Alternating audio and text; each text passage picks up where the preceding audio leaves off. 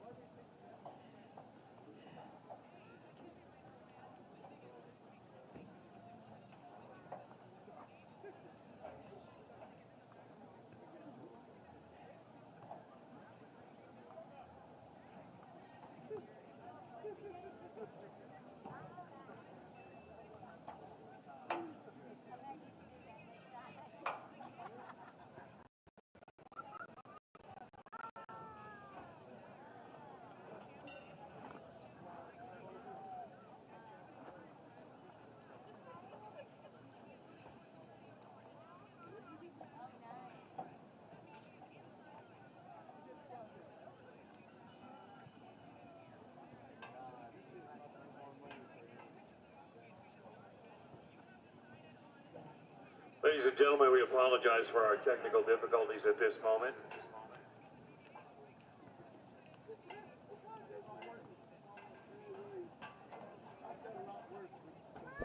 Test, test, test. A little too loud. Yeah, that's good. That's good for me. How are we?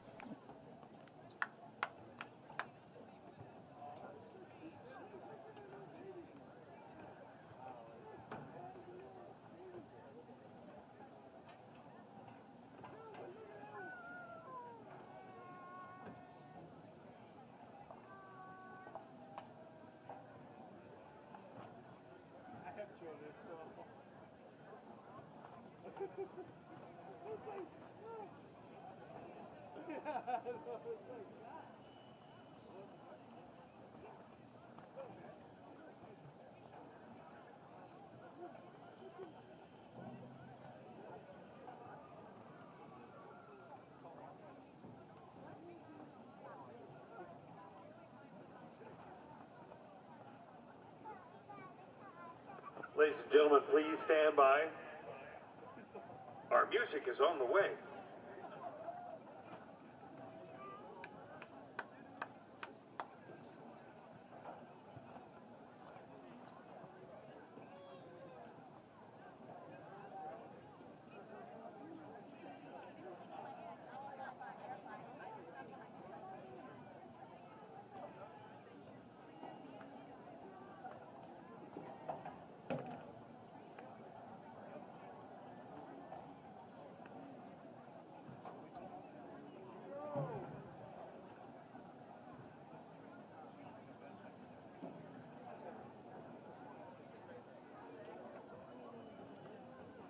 And now, the San Antonio Matadores and our talented cheer camp participants as they perform together right here on the Toros field.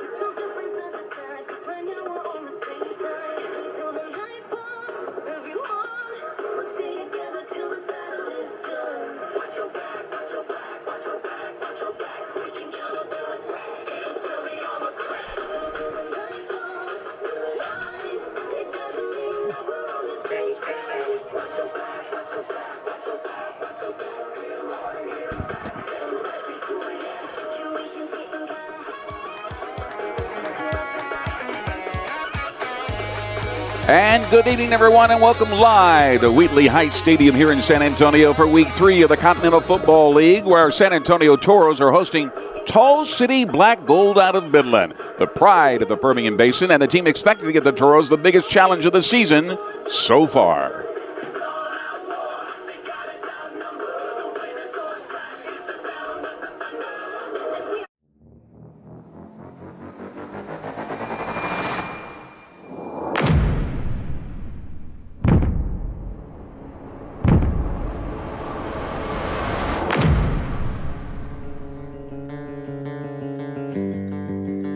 Listen, hey, we walk in their trap, we take over their trap, all right? Yeah. Hey, take over on 3, 1, 2, 3. Take over.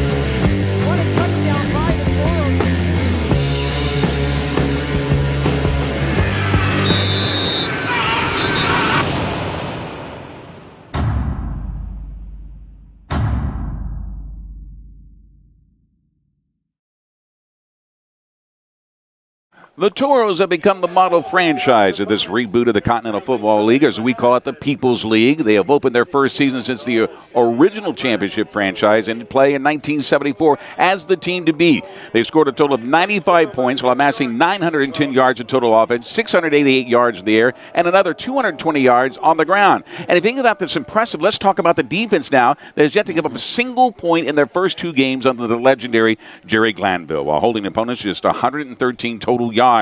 Well, hold on. Here come the Tall City Black Gold out of West Texas, looking to bounce back from their first defeat of the season. A narrow 23-20 loss to the Texas Syndicate, the same team the Toros shut out 24-0 before their bye week last week. And what is so crazy is that the Toros continue to improve through the direction of general manager and head coach Stan Bedwell, an experienced and legendary NFL and CFL scout and Toros director of player personnel John Peterson, by signing defensive tackle Ramon Purrier out of Louisville this week, who will be starting tonight at defensive tackle. So many things to be impressed with in just their first season.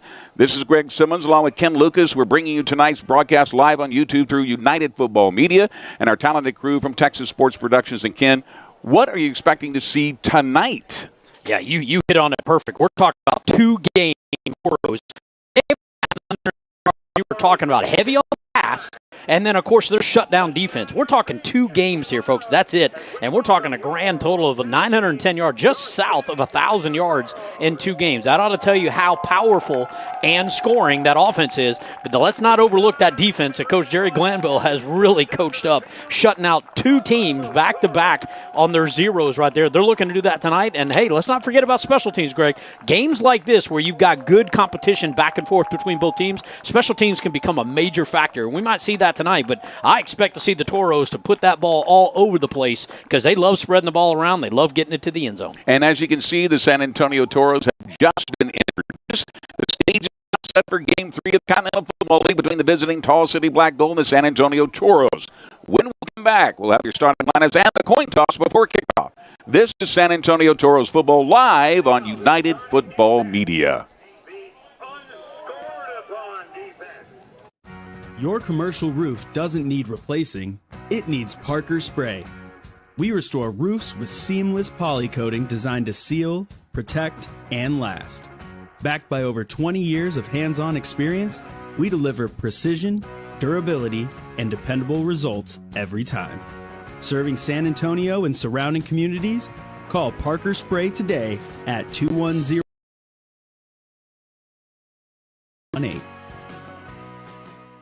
In today's world, security isn't optional. It's precision, it's preparation, it's protection.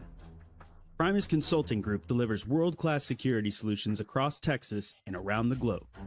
From private protection and large-scale event security to investigations, canine operations, and elite training, their team of former law enforcement and special operation professionals protect what matters most.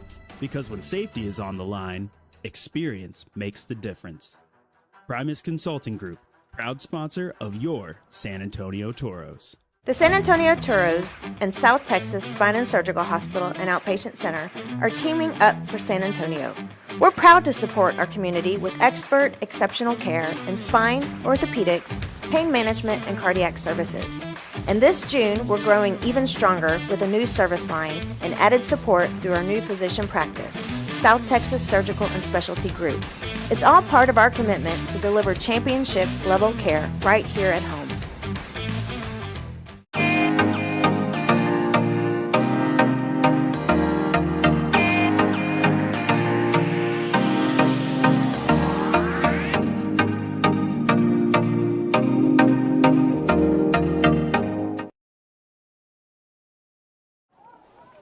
And welcome back live to Wheatley Heights Stadium here in San Antonio, Texas. We're about to have the coin toss and our national anthem in a moment. But first, we're going to have the starting lineups. Ken, weather will be a factor tonight. Yeah. It's currently 86 degrees. Winds out of the east-southeast at 9 miles an hour. But there's a 40% chance of rain. But the humidity level is at 72%, which means it's about 95 degrees in heat index. So let's take a look at the starters on defense for the visiting Tall City Black Gold. Amawili Praise, starting at the defensive end, followed by Jordan Busey, also Janelle Brown, Dominique Oliver, he plays both ways, also on tight end, Justin Whiteside, Alex Bolden, Jamison Lindsay, JoJo Pace, Brandon Guzman at corner, Colby Calvin at safety, and Gabriel Adewusi will start at safety. For, of course, the San Antonio Toros on offense, they have nothing to prove, really, because they've already proven in the first 2 games that they're going to try and one-up themselves tonight. Will Art will start at quarterback, followed by running back Devontae Price. Lance Lejean will be at the starting wide receiver position, followed by Chris Carpenter, Cam Echols, Oscar Cardenas, LaColby Tucker, Andrew Devine, Jeremiah Frazier, Noah McKinney at right guard, and Logan Weeman, who, by the way, is about to be married at right tackle. We'll take one more break before our national anthem. When we come back, we'll have the coin toss and the opening kickoff. This is San Antonio Toros football on United Football Media.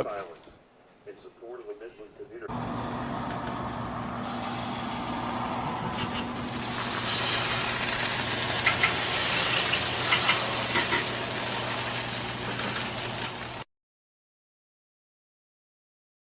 The best high school football coverage can only be found on Texas Sports Productions, on the app, streaming, and on TV. Your favorite high school sports only on Texas Sports Productions, each and every week for free.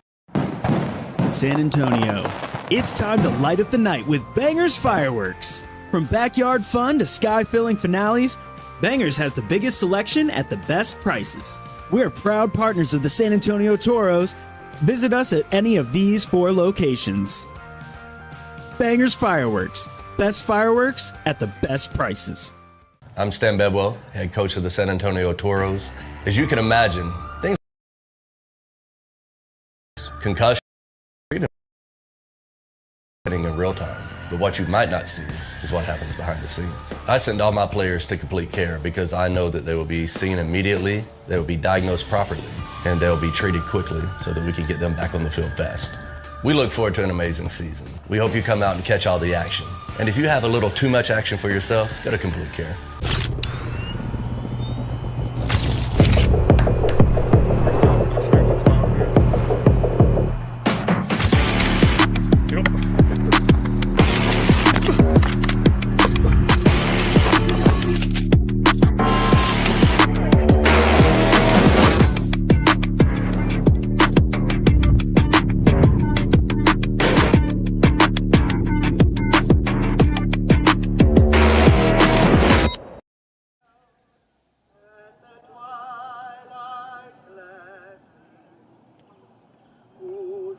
Stripes and bright stars through the perilous fight, o'er the ramparts we watched were so gallantly streaming, and the rocket's red glare,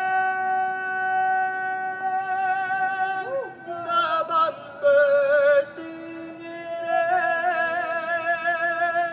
gave proof through the night that our flag was still there.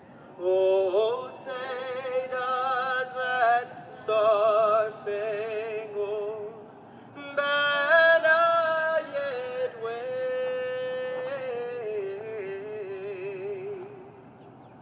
o'er the land of the free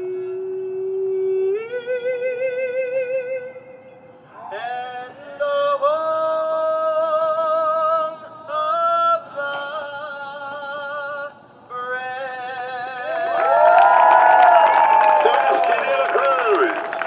How about that? What a treat for San Antonio Toro football fans. That was Sebastian De La Cruz, otherwise known as El Charro del Oro, mariachi singer and America's Got Talent breakout star. Remember, you may remember Sebastian because he gained national attention on June 11, 2013, when he performed the national anthem before Game 3 of the NBA Finals between the Spurs and then Miami Heat when he was just 11 years old. Now, 13 years later, here he is doing the same thing for us here at Wheatley High Stadium. Well, how exciting is that for them? I mean, you get that opportunity, and then you get an evening like this where you got the Toros all jacked up. You got a large fan base that's out here. I'm really impressed with the turnout here today, this afternoon, considering the heat that you were just talking about. And let's take that a little bit further. I saw those humidity numbers. The first thing I'm thinking of is cramps. And that's what we're going. Both sides, we're going to have to deal with it because this is South Texas, and it's the middle of the summer. Now, I was pointed out by John Peterson, of course, the legendary NFL scout, and as well as, and notice we have Star Wars people out here. For those of you that don't know this, SpaceCon is going on literally 2 miles from us over here at the Freeman Coliseum, right next to the Frost Bank Center. So some of that has bled off into our areas here.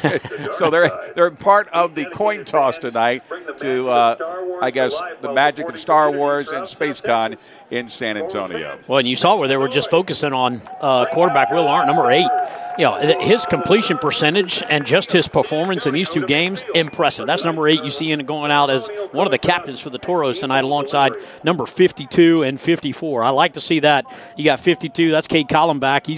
He's a long snapper. He's got some history with the Toros. We'll get into that in a minute. But you got Collenbach, and then right after that, you got 54. That's Steiner, another linebacker. So you see him out there meeting at midfield right there. Arndt's a big, tall guy, but he's completed 46 of 70 attempts, 8 touchdowns, 2 interceptions. So he's coming in hot as a quarterback, and Coach Bedwell relies on him to not only make the good decisions, but get the ball in the hands, and he spreads that ball around. We're going to talk about that a lot tonight. Arndt finds open wide receivers, period. Rarely does he throw bad passes into bad open windows right there for the defense to climb in on. But, Will Arndt is going to be the guy that, Coach Bedwell and the Toros are really looking to light this thing up here tonight against the Tall City Black Gold. All right, our referee again tonight is Jim Van Geffen. His crew includes umpire Lamarck Hold'em, Zeke Segovia, Mark Gomez at line judge, Paul Aleman, the back judge, side judge is Ricky Gully, and the field judge is Alan Rojas. Our game clock tonight, Lee Winger, and the scoreboard operator is Rudy Martinez.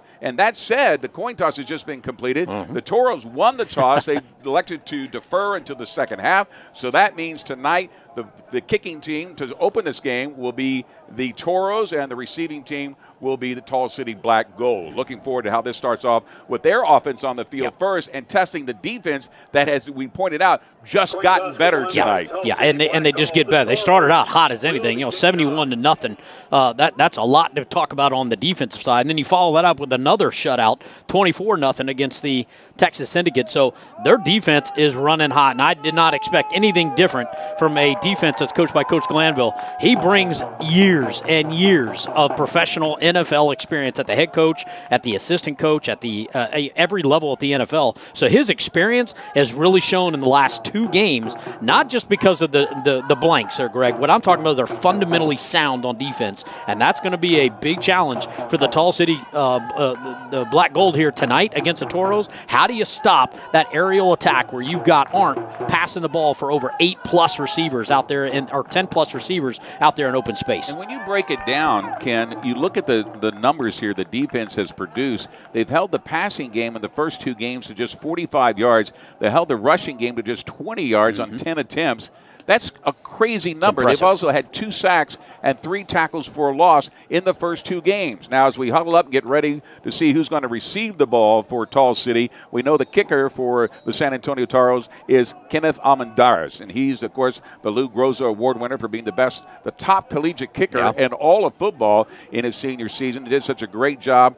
He's 3 of 3 of extra points. He did miss 1 field goal, although I emphasize, and I'll say it again, it was due to a bad snap and bad hold. It was not his fault on that one. I jinxed him that day, so I apologize to him before tonight's game. Let's take a look. So Almendarez will kick off.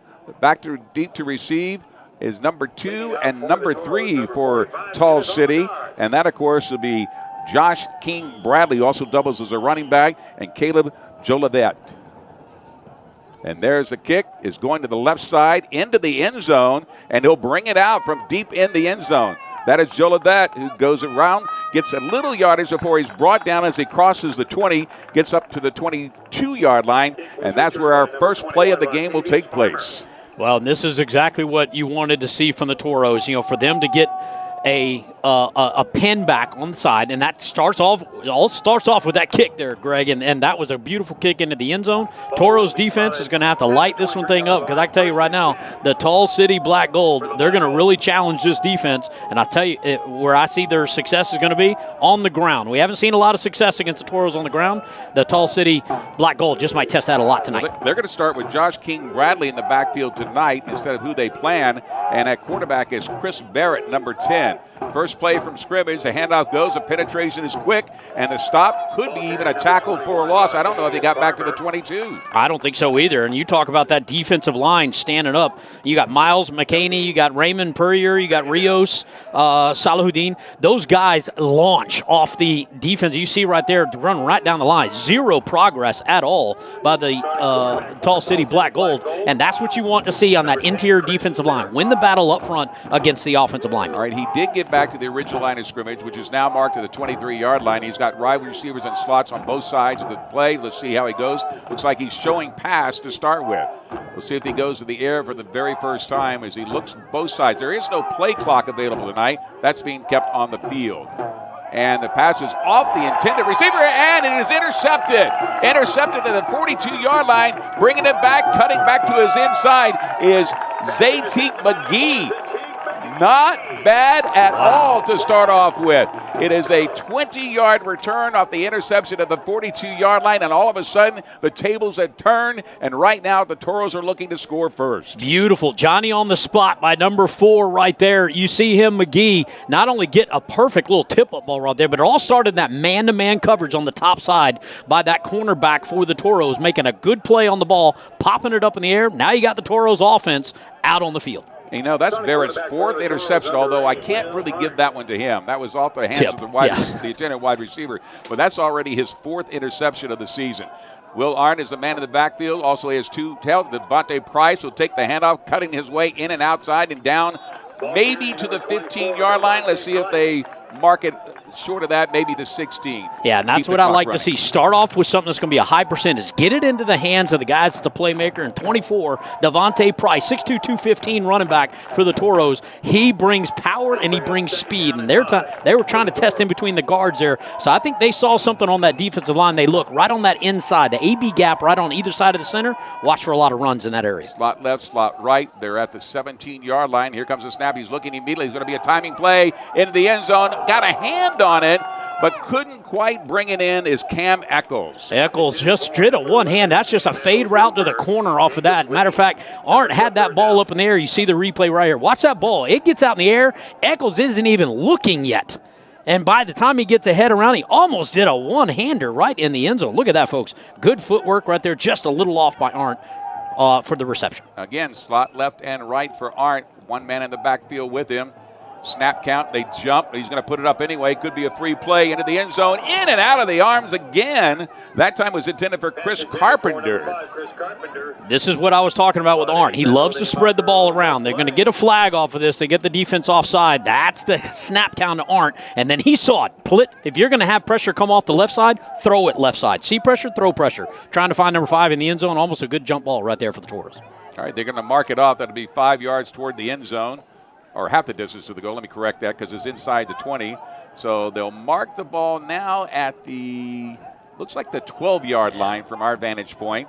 And so they'll have it in position now to get closer to the end zone. Perhaps they go to the ground this time, although the substitutions coming in are more for a passing play. Absolutely. 84's in. That's Oscar Cardenas, the San Antonio UTSA native. Watch him. He's got hands, and he's out there in the slot on the top of your screen. Yeah, he'll be the guy I'm sure he'll target. Now, here's the handoff. And it is the handoff. They fake on the pass. Good handoff to the left, but also good defense. As that time it is Alfonso Graham trying to get some more yardage, but could not get past. It looked like he's still outside the 5-yard line. Let's see where they mark it. They're going to mark it at actually the 11-yard line on the far side. So second down now. Just outside of 10, you're right. And number 5, give our hats off to the Tall City Black over on Tombius Farmer. Number 5 coming up making a good stop in the run game against the Toros. All right, this time they elect not to go with the tight end. So they have slot and 3 wide receivers to the right for Arndt. He's going to put it in the end zone again. This time He stopped the route a little short. Art thought he was going to go to the corner, so that takes us to third down off the incompletion. That's a third down. He's looking for number 9, Keelan Harris. Again, going back to Arndt loves to spread the ball around. He's looking right. He's going to throw right. He knew exactly where he was going the whole way, crossing routes into the end zone. Good defense there by the Black Gold, but just overthrew Keelan Harris. Maybe miscommunication there against a 5'10", 180 wide receiver. One problem that Arndt's having right now, he's looking directly into the sun, and that may be part of the problem they're having making connection at this point. Trying to find that white jersey in the sun. That's tough. He's looking left. He's going to go over the middle this time, but it's tipped right in the secondary. It looks like a linebacker got a hand on that. It's Alex Bolden, by the way, out of San Antonio Wagner. Yeah. Got a San Antonio native, played ball at Texas Southern, just got his hand up. You know, the number one rule, Greg, on the defense, especially for linebackers and DNs like that. You don't necessarily have to get the interception. All you got to do is just get a hand up in the passing lane, block that pass down, and it's another play. But it's going to back the Toros up here. We get a flag on that? Apparently so. So they're going to move it back. Okay. I didn't see what the call was. Didn't see what the call was. But let's see how bad it is, and it looks like it's a big time bad. It's not a 5-yarder, that's for sure. So they're going to move it all the way back. Let's see where they finally put the down marker. They're going to put it down at the 26-yard line for a 15-yard penalty. So now this moves it to fourth down as a result. And they're going to bring in Almendares, who has got a leg on him, and I like seeing him kick. You know, one of the interesting things about him coming out, he's got some time with the San Francisco 49ers back in 2025, and we were talking about the strength of his leg and the fact he's now coming in for a field goal with him. He's one of two. 41's is long. Let's see what he can do here. They're going to mark it at the 34, so it'll be a 44-yard kick. He's got a good hold this time. It is up, and it's got the distance by then and then some, and there's your first points of the game. A 44-yard field goal by Kenneth Almendares, and we have a 3-0 ball game here in the first quarter. You're listening to the San Antonio Toros football on United Football Media.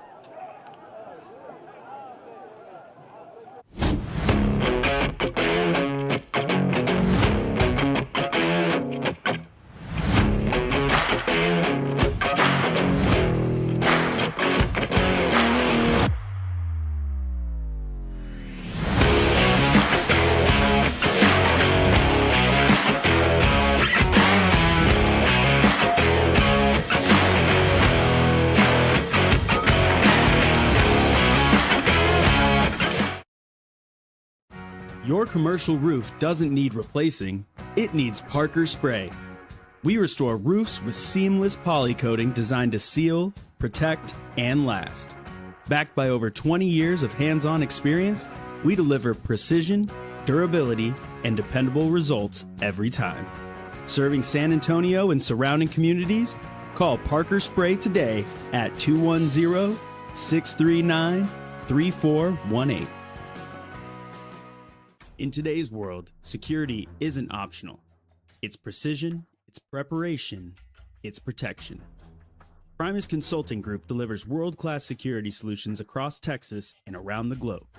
From private protection and large-scale event security to investigations, canine operations, and elite training, their team of former law enforcement and special operation professionals protect what matters most.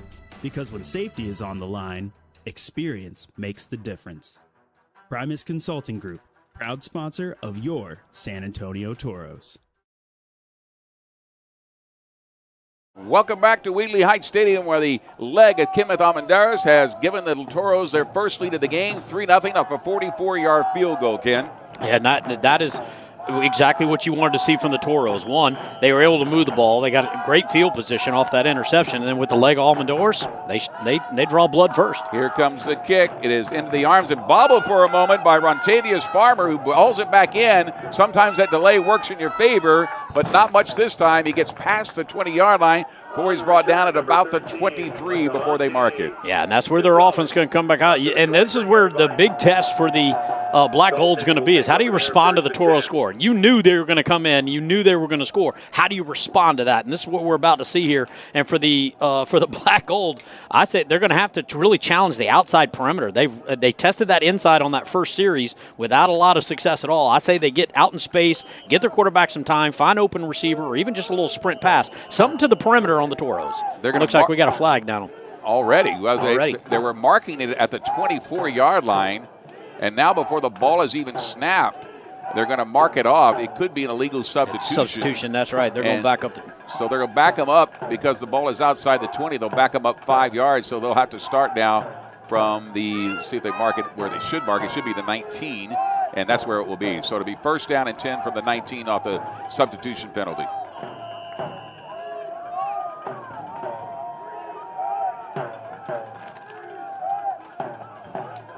Single backfield, handoff goes, penetration and a tackle for a loss right out of the gate. That would be Wesley Steiner, who stuck in there from his linebacker position. He was in the backfield before the handoff was even made. Speed by Steiner is all I got to say off of that. And he comes out of Auburn and Washington State, has some times with the Raiders, Steelers, and Seahawks. You can see why. When he saw an open gap there on the left-hand side and you saw his speed and his ability to tackle right now, he's going to be a menace on that linebacking / defensive line there for the Toros. All the way back to the 16-yard line, so that's a loss of 3 on the play off the great penetration off the linebacker Steiner.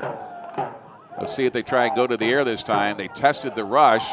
Now he goes to the air this time, and it is a poorly thrown ball because he felt pressure from that right side, and Barrett had to get rid of it a lot quicker than he wanted to. Yeah, he had number 11, Zatarius Anderson, out of Albany, Georgia, played ball at Fort Valley State. He actually had 2 receivers crossing at that point, and I think he short-armed on number 11 and just didn't see the fact that he had that open receiver streaking down there. So, again, you got to say, all right, how many times did they run that rep? Was that a high percentage play for them to run against this type of defense? Maybe so, but just a misfire there by the quarterback. All right, third down for Barrett and his crew. He's got a single man in the backfield with him, slot left and right, showing pass, goes over the middle. This time it is complete, brought down immediately, and coming over to make the catch was number 13. That would be Laquavante Gonzalez out of Cedar Hill, Texas. Yeah, watch number 22. He's going to come right in the screen from the right side there from the linebacker. If he'd have got there about a fraction of a second earlier, that might have been a pick right there by number 22. Instead, Tall City Black Gold gets that ball right behind him and picks up some good yardage here to make this a fourth down. They're still going to punt, but it's still positive yardage. Yeah, they don't have a choice because they got back to their original line of scrimmage, which at the time was the 24-yard line. So all that work for just literally getting back to where they started. So back to punt is Clark Riedel out of the University of Wisconsin Stout, 6 foot 195. Done a pretty good job on the punting chores. And back deep to receive for the Toros looks to be Keelan Harris. Yeah, Harris, a 5'10", 180. He's speedy back there, so watch this punt. He's very elusive when he can get out in the open space. Good punt. He'll have to move up on it because the sun is in his eyes, and he's going to let it go. Good play there because the punt was short. Takes a very good Toro roll and winds up at the 50-yard line at midfield. So that's exactly what you want if you're the San Antonio Toros. You want that. He's kicking into the wind, too, on that play as well. So the wind, they said, was at 9 miles an hour coming in this game. It looks like it's actually picked up to about 15 miles an hour, so he's having to deal with that. Plus, Keelan Harris is also having to deal with the fact he's looking literally directly into the sun trying to field that punt. Yeah, and I don't think you can emphasize that. You've said that a few times, and I don't think we can adequately explain it. You can see right there on that camera angle on the sideline. You're right. The Toros so far in the first quarter, of course this will switch in the next quarter, they're looking right into that setting sun. That's tough on anybody trying to find a ball. Join us in thanking Big Red and Electrolyte. All right, first down and 10 from the 49-yard line. They're 49 for Will Arndt.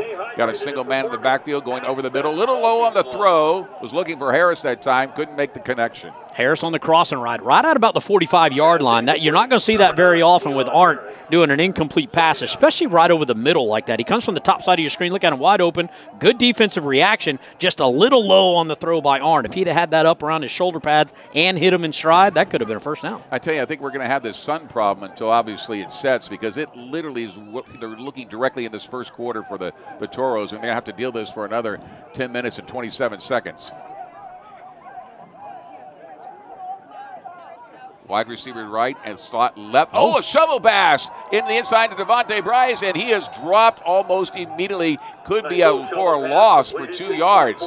Yeah, now watch number 6, Justin Whiteside out of Floresville, Illinois. Played at Central Michigan. Watch him close in on this little shuttle pass. Shuts down 24s. Usually Devontae Price, very elusive running back for the Toros. That time just a great play by number 6, Whiteside, for a a loss on the Toros. You don't see that very often. You can see number 84 coming in right now to beef up that offensive line, but with the tight end Cardenas in. Loss of 2 on the play, so the ball's back at the 47-yard line on 3rd down.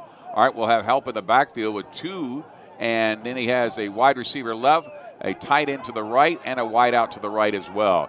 Showing pass again, and that's exactly where he's going to go. He gets pressure from his right side, got a man open, and it cannot connect that time. Once again, he was looking for Wayne Ruby that time, and it went in and out of his hands. I thought Ruby looked like he was thinking that pass was going to go more to the inside, and Art was looking at more of an outside route. And you could tell by that body language. Watch where the ball ends up right here. Watch the body language of the wide receiver. He stretches that way out just a little. Again, that's another slightly off. And again, I'm being very picky of Art. He's a great quarterback, don't get me wrong. Just that's a second or third pass now where it's just a couple of inches off. If he settles down and connects on those right there, the Toros are going to be dangerous on offense. All right, Almendarez will come in for the punt. He is 4th down and back at the 47-yard line. And let's see, they got to get a guy out there to receive the punt. They haven't done that just yet, unless they're just going to let it roll. But no, they do have a guy, but I don't think he understands how good of a punter Almendarez is because he's still pulled up at the 20. Here's a snap. He gets some pressure from the right side. High spinning kick. Bounces right at the 20, and it checks up right then, and they down it at the 21. A perfect punt. It's exactly what you want to do, textbook. Yeah, and when you've got a punter like that and a field goal attempt, you've got the Toros on the board. The field goal with a 34-yard punt now by Almendarez. What a leg! And then watch this thing just check up right at about the 20-yard line. I would say that's kind of like my pitching wedge, Greg, but I don't think it checks up like that. That was a pretty good punt. He had some pretty good backspin on that kick, so he did a very good job of knowing right where he wanted to put it. And you notice he's also going for the out of bounds as well, so there would not be a return on that ball. That was good. Good choice right there. And you got the Black Gold back out on offense to see what they can do. They're going to come out with a slight spread.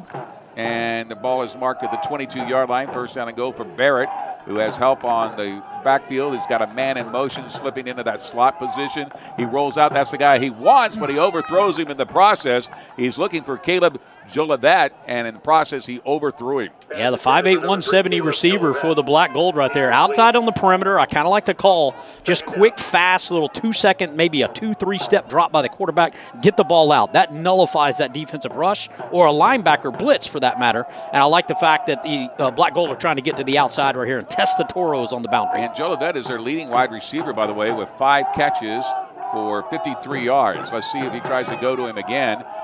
This time it's going to be the handoff, trying to go up the middle. No dice that time.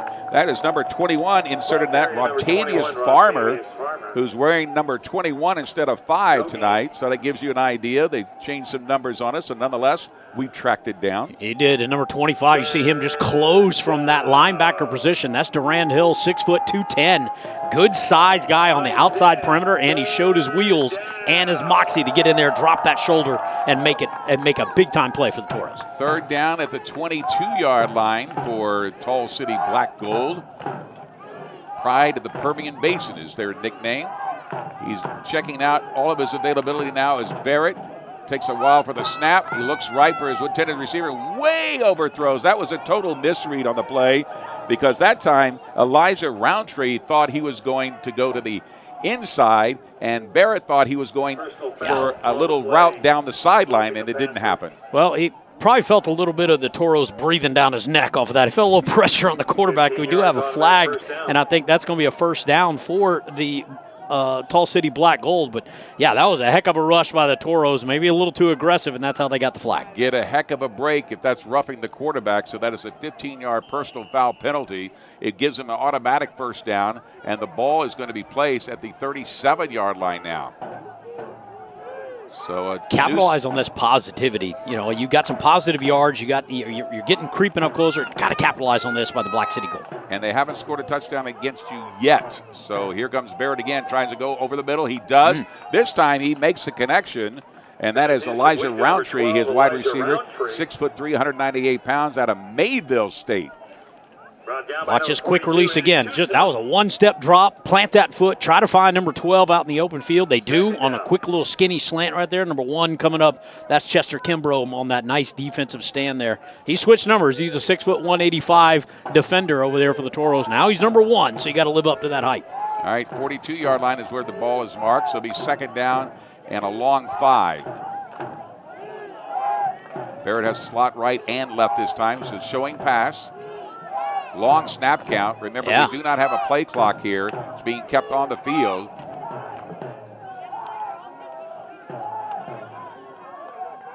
Showing blitz. The long and slide. then we have movement. The snap count so long it fooled his own team. Exactly. So that's not what you want. He had a slot receiver headed downfield long before the snap happened, so they'll move it back 5 yards against Tall City. I know every offensive lineman out there can see exactly what went wrong with that. You don't want your big guys down there in that stance for that long. They get jumpy. This time on the top side of the formation, they just got a little fast, but that's what happens. And it's even tougher for the quarterbacks today. We just don't have a play clock on the field for them. So in their head, they're just going to have that mental clock going constantly.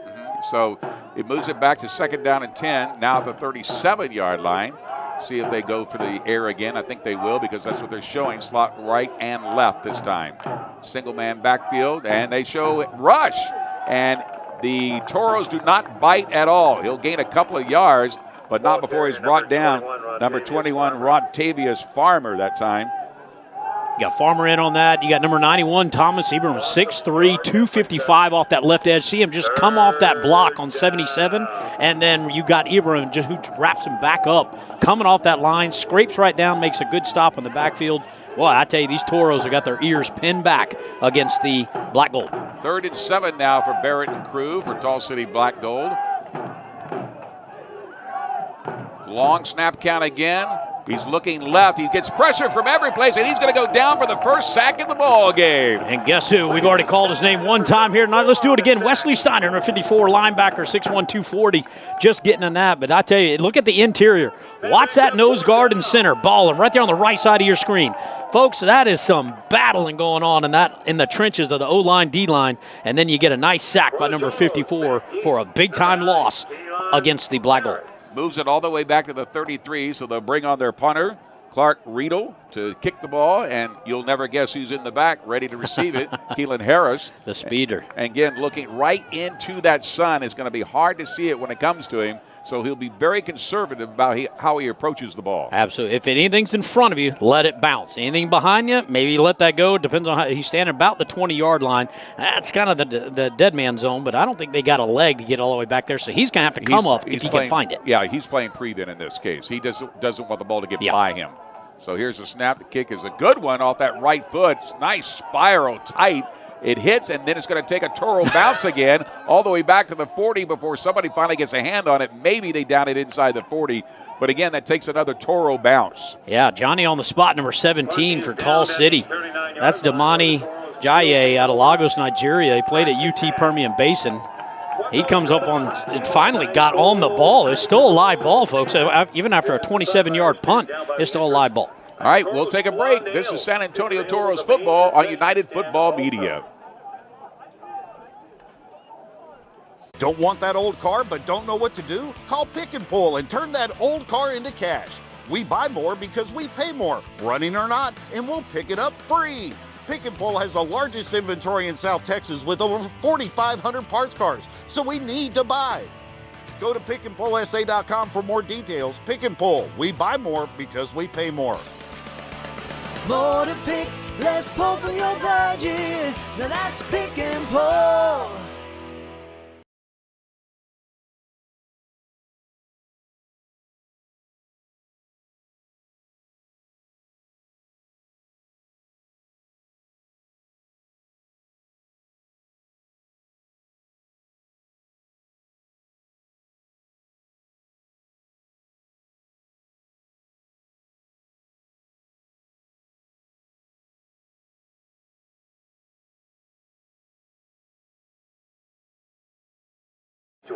Welcome back live to Wheatley Heights Stadium in San Antonio, where our score is Toros 3 and Tall City Black Gold 0 with 5:22 to play in this first quarter.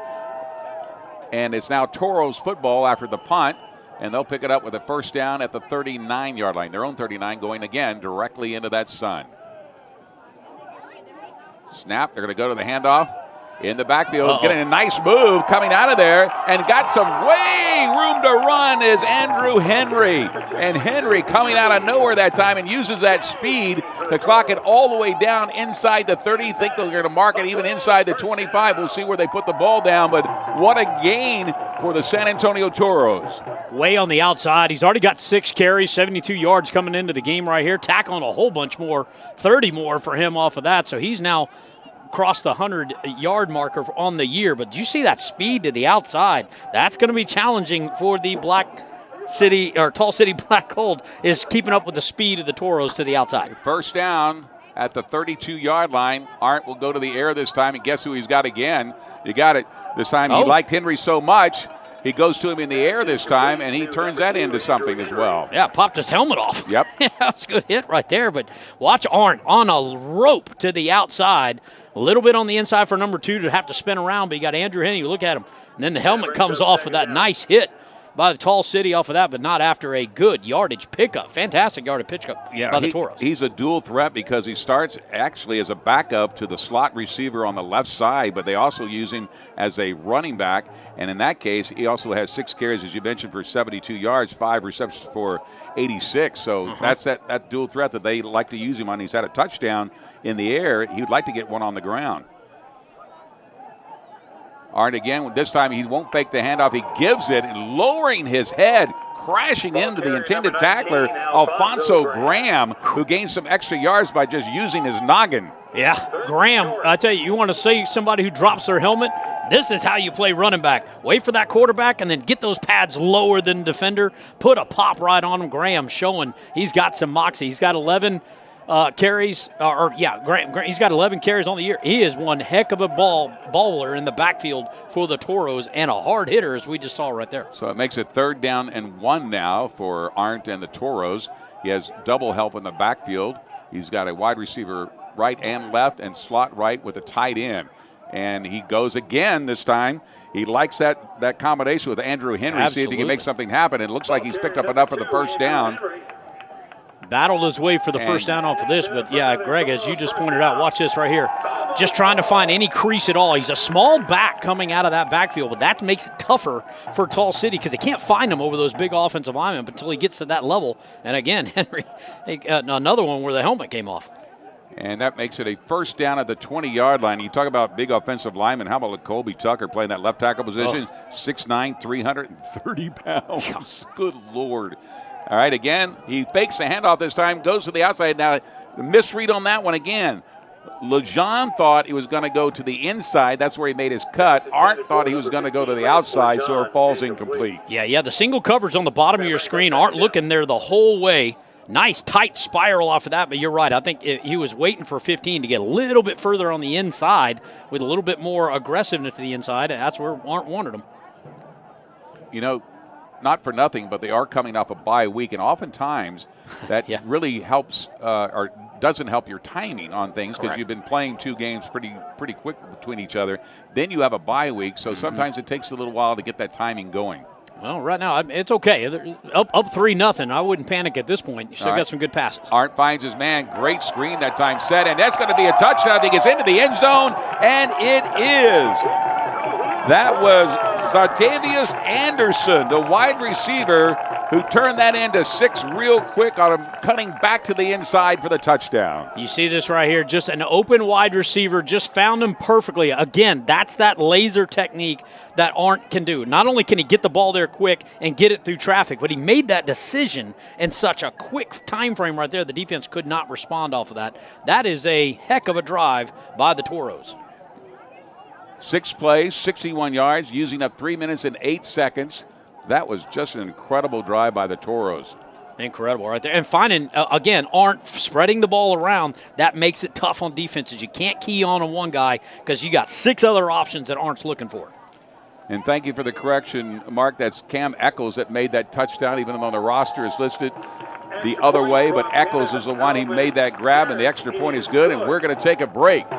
The Toros have now gone up. We're going to stay here. Thank you very much for that, Travis. 1:56 to play in this first quarter, and the Toros have taken a 10-0 lead over the Tall City Black Gold. Just to make that correction, Cam Echols was the intended receiver who made the touchdown and was able to get back into the end zone for the TD. Yeah, and that was just a great screen to the outside. Using your big bodies, your offensive linemen, to get out in space then you throw it right into that little traffic right there. I know it looks convoluted a little bit, but it works. You get those big guys as now your lead blockers for number 11 who can punch it right in for a Toros touchdown. And that's his second touchdown of the season. Coming into this game, 5 receptions for 60 yards. And Eccles, by the way, is an unusual, when it comes to football, star athlete. He actually made a name for himself in high school with 6 state titles in his high school football track team. So that's 6 different state titles in high school track and field. And we just saw some of that speed right there, getting him after making the catch, getting yards after the catch, and getting in the end zone for the touchdown. I mean, going all the way back to he was an all Big 12 freshman All-American honors as a freshman at TCU, went on to Arkansas State, Western Kentucky. He has been around for a while. He's got some good hands, experienced hands. He's got USFL experience, CFL, UFL, multiple teams. He brings maturity on the team, and then importantly in this game, he just brought a touchdown. Back deep to receive, Josh Kings-Bradley and also Caleb Jolivet. And here comes Amenderis with the kick. And here comes the return. Cutting back to the inside, trying to pick up some extra yards. This time they do get past the 25 to the 27-yard line. And Rontavius, that time, was the man who was able to give it. Rontavius Farmer, number 21. So they have a little bit better field possession on this particular route. But remember, most of the time they've been starting at the 22-23. Now they have a little extra yardage on that return. Not much. I can tell you, the Toros, one thing they're looking at is they got a minute 51 left till they can get out of the sun. So they're not looking straight into that setting sun.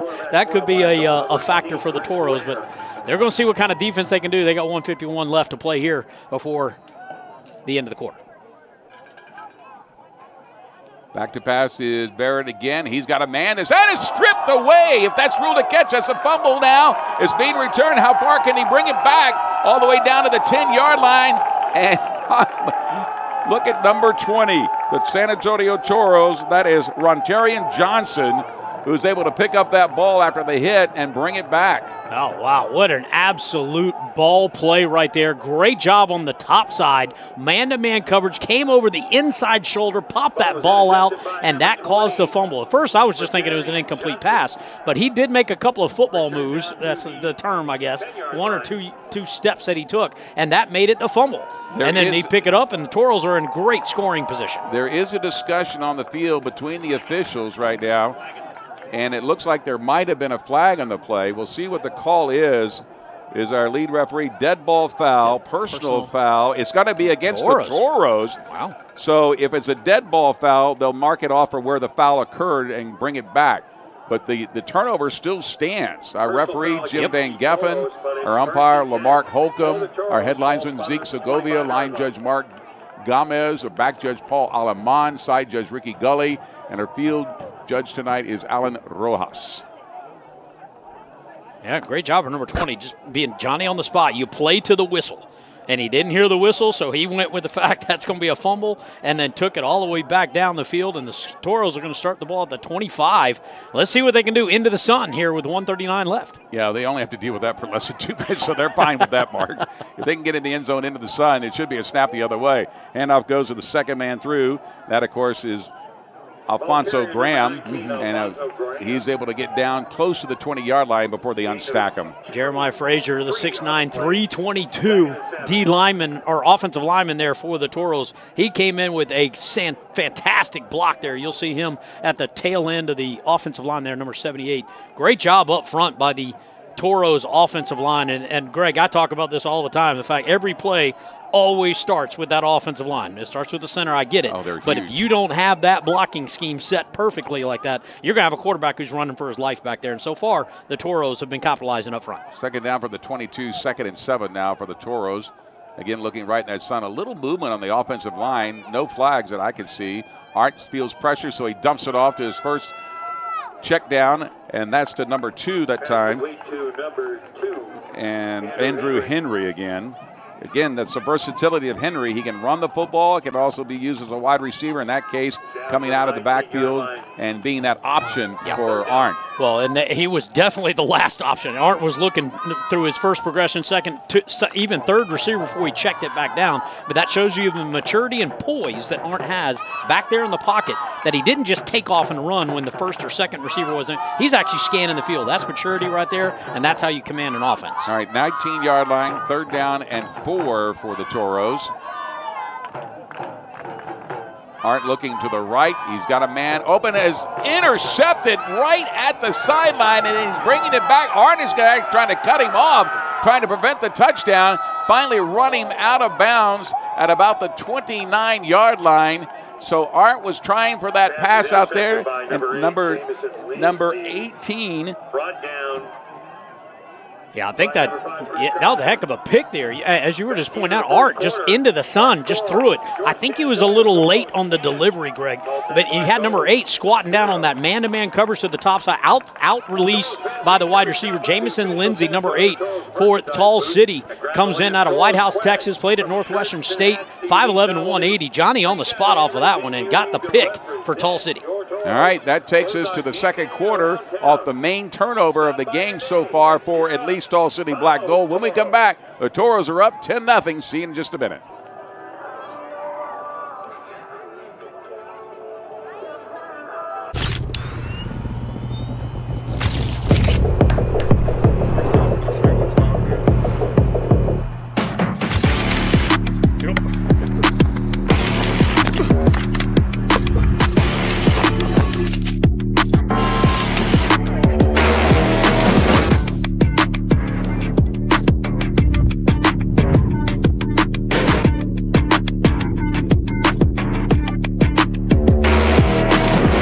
The San Antonio Toros and South Texas Spine and Surgical Hospital and Outpatient Center are teaming up for San Antonio.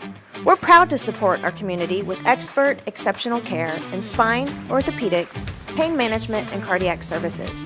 And this June, we're growing even stronger with a new service line and added support through our new physician practice, South Texas Surgical and Specialty Group.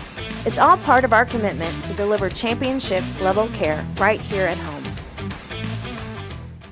How's it going, guys? I'm Ace, and I'm here to talk to you a little bit about WeFunder. So let's answer that first question. What is WeFunder? WeFunder is an investment crowdsourcing platform that allows everyday people to invest in private companies they believe in. Instead of only major investors getting early access, WeFunder gives fans and supporters the chance to get involved too. That means through WeFunder, you're not just cheering us on from the sidelines, but you can become a part of our story. So in simple terms, you're investing to back us now. And once we hit our goals, your safe will turn into stocks, which will then grow in value as the Toros grow in value. These stocks you can hold on to as an owner of the Toros, or you can sell for a profit on WeFunder. This is just a part of the funding that helps us grow the right way. We've already raised more on WeFunder than any other American football team ever has in the company's history. That tells us one thing very clearly. People believe in what we're building in San Antonio. So what do you think? Are you ready to join the Stampede? Welcome back to Wheatley Heights Stadium. It is black gold ball off the interception return, and they're going to try a new quarterback into the game. They're going to try their hand at Chris Ware at quarterback to see if he can make something happen.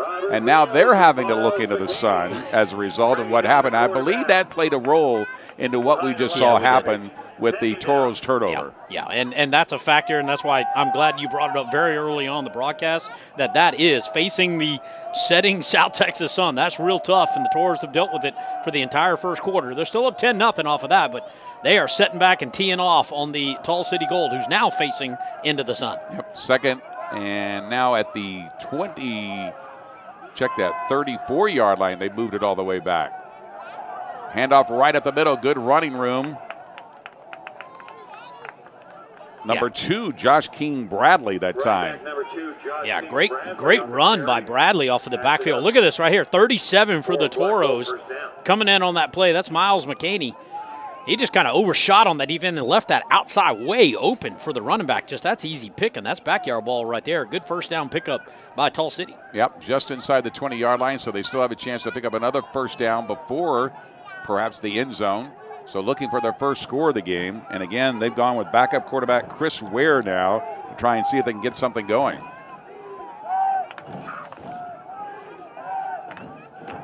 Operating under center, handoff, and immediately hit as he touches the ball, and down he goes. Number 14, and what's so impressive about Purrier off of that, not only is he 6'3", 275, they just signed him, so he's brand new to the Toros. Look at him stepping up and balling out. Number 14 making a great stop for the Toros. 6'3", 275 pounds out of Louisville, and he got to use all those pounds that time, stopped him short. So again, it goes to second down now at the 21-yard line. Loss of 2 on the play. As Ware again operating under center now. This time he backs off into shotgun position. Goes across the middle. He does find his reason. Oh, it is picked off. Literally picked right out of his arms and on his way down the near sidelines, and for a touchdown, that is number 21, Lamagio Hearns. Unbelievable job at a quarterback for the San Antonio Toros for the interception return. I think they may rule it a fumble. It looked like he just took it out of his hands. And again, you have a better look at it on the replay than I did. But it looked to me like the ball was in there and there was bobbled. He literally took it away from him and then took it down the near sidelines to the touchdown. You're absolutely right. And you got number 21, Lamagio Hearn. As we see this replay right here, watch this. Just stays with the receiver the whole way. Fights for the ball. Comes from the outside. Watch this strip. Comes in with that right arm. Stripped it right out of it and then took off. And I tell you, that is what you want to see from that Jerry Glanville directed and coached defense. Picks like that is putting yourself in a position, and then he takes it to the house. Number 21 puts the Toros back up with a touchdown. That was amazing defense. You never let the play die. He fought for the football all the way down on that play, and then once he got it, he took it down the near sidelines for the touchdown. The extra point attempt is up by Ken Almendarez, and it is good. And the San Antonio Toros with a shocking turnover that results in the touchdown, and we'll take a break. Right now it's 17-0 Toros with 12:15 to play in the second quarter. This is San Antonio Toros football on United Football Media.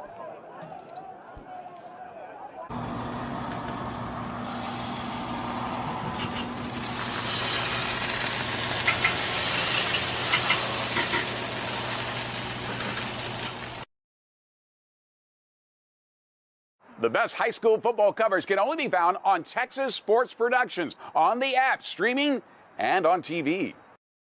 Your favorite high school sports only on Texas Sports Productions, each and every week for free. San Antonio, it's time to light up the night with Bangers Fireworks. From backyard fun to sky-filling finales, Bangers has the biggest selection at the best prices. We're proud partners of the San Antonio Toros. Visit us at any of these 4 locations. Bangers Fireworks. Best fireworks at the best prices.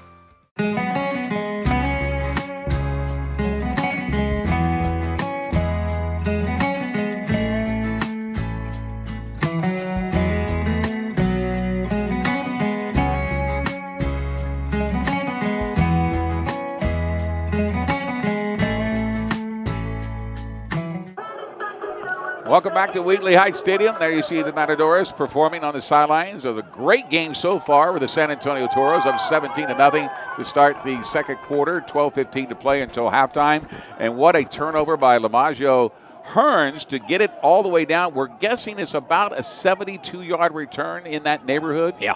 So that's what we were guessing. I was more entertained by the fact he stripped the ball and took a pick 6 to the house. That's what you want to see from your defense. But, yeah, number 21 stepping up for the Toros big time. You see him come back out. He forgot the fact he was on special teams. He needed to get back out on the field. Oh, that's right. I have double duty. I'm just not a superstar right now. I have to go out and perform my other duties. Back to take this kickoff. Rontavious Farmer is one of them. It looks like it's going to go to the other kick returner, and it does. Bringing it out past the 10 up to the 25-yard line. And again, that's pretty much the general area where they've been starting off these kicks. And Joe Levette was the kick returner that time. He does double duty as both a wide receiver and kick returner. There's another look at it. Look at the yard marker there for you, give an idea about where that was. It looks like it's actually back by the 15-yard line, so even a little longer than we thought. Well, and then you see it all the way down the field, number 54, chasing with 21, doing some blocks. 54 was also the linebacker who came over the middle and hit the receiver on the inside, allowing 21 to get that arm in. That's perfect linebacker secondary coordination on a single receiver, and it worked out great for the Toros, being up 17-0. So, Mark, would I be stretching it if I said that was an 85-yard interception return? Would I be stretching it a little bit? You're thinking about 80? Okay, that's we'll go with fumble on that one. Yeah, because he literally stripped it. So not an interception, but a fumble return. Good point, Mark. Here's the pass. It rolls incomplete. Trying to jumpstart something now, finding themselves down 17-0. But interesting how this defense has helped fuel this start in this game. Yeah, and to be able to sit back like that and rely on your linebackers in the passing game to come in and influence like that. Normally that's a secondary's job. You're looking at your corners, your safety, free safety, strong safety, etc. You don't really see linebackers getting out in that outside deep kind of 10, 12-yard flat area like that. 54 showing his speed coming in for the Toros. That's Wesley Steiner. We talked about him before. 6'1", 240 linebacker. He is making a statement here tonight. Second down and 10. Ball is marked at the 26-yard line, just outside the 25. And once again, they have Ware quarterback looking right into that sun. He's going to put it up. He's got a man open, but it is knocked out of bounds. He did not have control of the football when he went out of bounds. And they're saying he caught it. No. I think the replay is going to. It's going to come right in your living room, folks. Watch this right here. Right over that left shoulder. Perfect pass. Now watch the feet. Ball's in. There's 1 foot. And let's see that. The second foot came down, Greg. Right. Yeah, all right. That's going to be that's Coach Glanville right there. He just watched it in live himself. He's got some moves down there. All right, first down and 10 now from the 45. So an excellent catch, an excellent toss, and again into that sun. Great camera work, too. And great officiating as well, and camera work. You're exactly right. So Ware, again, is going to be the guy that controls this offense here for a while because he's having success. Trying to get the ball handed off, but now he's going to keep. Ware's a big body quarterback, and he's able to take it down inside the 50-yard line. Takes a brutal hit, but he's 6'1", 220 pounds. Yeah, out of Eastern Oregon, Rainier, Oregon. Watch this right. He takes a shot on the backside. Watch this right into the chest. The douche. Got one high, one low. That's good tackling by the Toros. But you're right. Number 18, Chris Ware. He just took a big pop right there by the Toros. So it's going to be second down and a short 5 right now. The ball is marked right at the 50. You can get just outside the 45-yard line of the Toros to pick up the first down. So we'll see what they do. But wait a minute, they've taken him out of the game. They got number 10 in. He got clocked pretty good. So Chris Barrett is back into the game. Ware has been sent to the sidelines for relief right now. See if he's okay a little bit later on. There goes the handoff, delayed draw right up the middle, trying to get that first down. He's right at the marker. That is number 2, Josh King Bradley, to see if he can pick up the first down, but they're going to mark him to see if they mark him short. They do. So it'll be third down and less than 1 yard to see if they can pick up a first. Well, you got Robert Rios, number 58, coming off that defensive line. That's where I said, that battle in the trenches. You got that big O line for the Tall City, and they're doing a good job at least getting off the ball. Where they're really challenged is that defensive line for the Toros. They're not your big guys as far as weight and heaviness and heftiness, etc. They're quick and they're fast, and they're able to get off those initial blocks real quick. And then, as you saw right there, that defensive line making a good stop for the Toros. First-year head coach for Tall City, Rodney Blackshear, is calling the plays from the sideline with hand signals, so it's taking a little longer. But again, no play clock available on the field. Quick pass by Barrett, and again, that was misread. He was looking for a skinny post down the sideline, and that time the intended receiver, number 11, pulled up a little short on the play. That was Zontarius Anderson. Look at that. Yeah, just a miscommunication, Greg, as you just pointed out right there. Trying to find number 11, Anderson, coming out of Albany, Georgia. He's got some playing time at Fort Valley State. Just miscommunication off the quarterback receiver, but that's as you expected right there. When you're trying to rotate those quarterbacks in, your timing is off right there, and that, as you saw right there, a little timing off on that one right there. He was expecting an out push by the receiver. Receiver came to the inside, incomplete pass. I don't know if he would fake well, they're going to go for a kick, a field goal attempt. Is that right? Let's try. It's at the 54, so add 10. That's a 64-yard attempt for Eddie Godina. About to find out. He's 2 for 2 on field goals this year. I don't know what his long is in his career, Well, I'll tell you what, 64 would be pretty impressive. He does have the wind at his back. It's about 10 miles an hour right now. And you're right, he was a Cowboys kicker at one time, so he's had some experience in this field. The ball is down. The kick, is it long enough? And it is no good. It is wide to the left, and it was short by about 3 yards. Yeah, I'm going to say, if it was short by exactly that. He almost put that in. A little pull to the left. They did have number 5, Toros did have number 5, Chris Carpenter back there, the speedster. But look at that leg strength. He almost got it to the crossbar. I got to tell you, when I saw him, I thought for sure punt, or I was actually thinking it might be a fake punt, given where they were on the field. But nonetheless, I see place it down for an accurate field goal attempt at 64 yards. Yeah. And Mark was nice enough, Gusenberger, to point out, former Cowboys kicker, Godina, and obviously he has the experience to do that. But I never thought in a million years he'd have a shot at it, but he actually did. He did.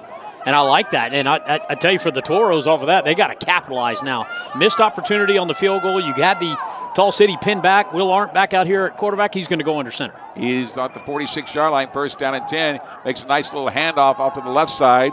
And that is Cam Echols on that carry, getting it across the 40. Let's see if they pick it up at the where it's laying right now, right at the 40. Let's see if they mark it. Yeah, they brought Cam Nichols across the formation. Arndt looking right at him, giving that motion signal, and he was going to him the whole way. So now you want that left side of the offensive line to collapse down on that defensive line for the Tall City, and that's why they're able to pick up some good yardage off of that. And now you got a 2nd and 5 for the Toros. Yeah, right at the 41-yard line. So nice little pickup. What we was hoping to end around, and you look and see if he's made the catch, and he's able to pull it off. And that's one of our favorites, Lance Lejeune, who in our first game had 4 touchdowns. He was our player of the game, and that time made a nice move downfield. Another great example of Arndt spreading the ball around. You don't know who he's going to throw to, and that makes it so tough on the defense, especially the secondary, when he's got options all over the place. He doesn't have a favorite receiver, even though starting the season with 4 touchdowns by number 15, you would think he would have been the receiver. Yeah. So first down at the 27-yard line. Arndt is a little in trouble, so he has to dump it off his secondary receiver, Andrew Henry. So he went to the check down receiver, and Henry makes something of it. Moving the sticks right here. Arndt looking left, coming down the middle, and then he checks down out to the right, finds Henry in open space. That's why you love to see those running backs who can not only be speedsters out of the backfield, but he's got hands, and when he gets out in open space like that, he's picking up good yardage. Yeah. 2nd down for the Toros. Picked up at 5 yards, so 2nd down and 5 again for the Toros. Ball is marked at the 23-yard line. Here's the snap. He goes with the handoff again and makes up some yardage. Andrew Henry using that dual threat. He can catch the ball. He can run the football. He's close to a first down.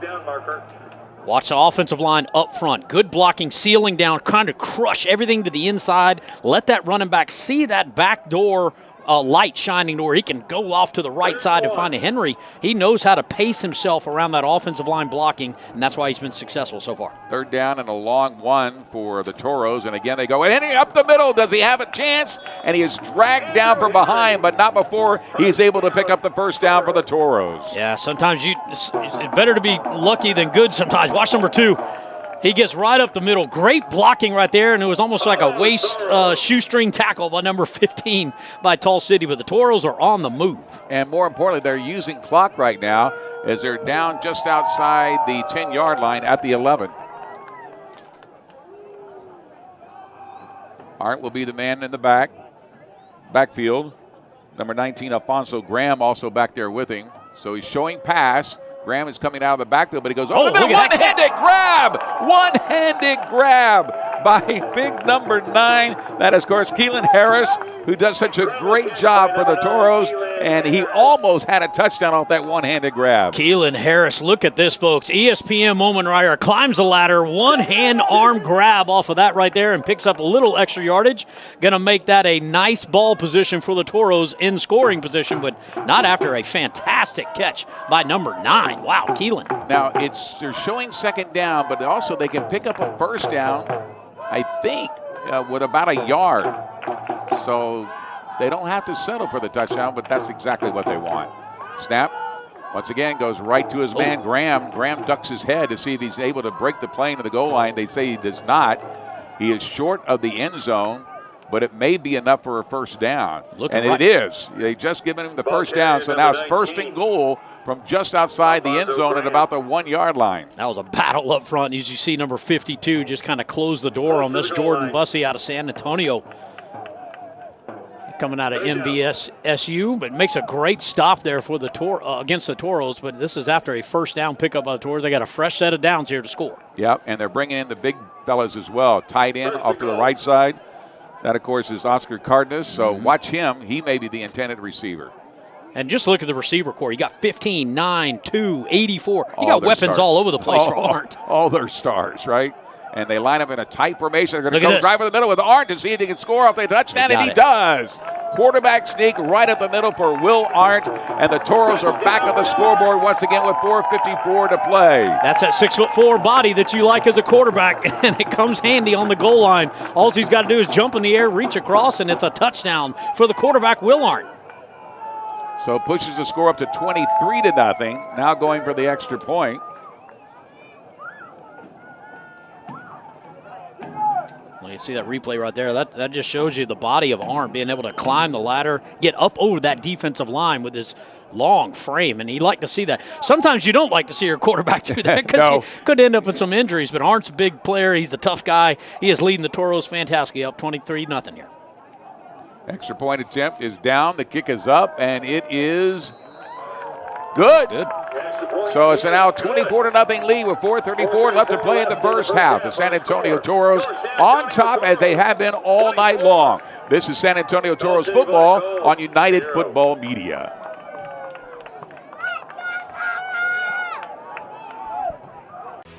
It's so easy to love Pick and Pull. Why?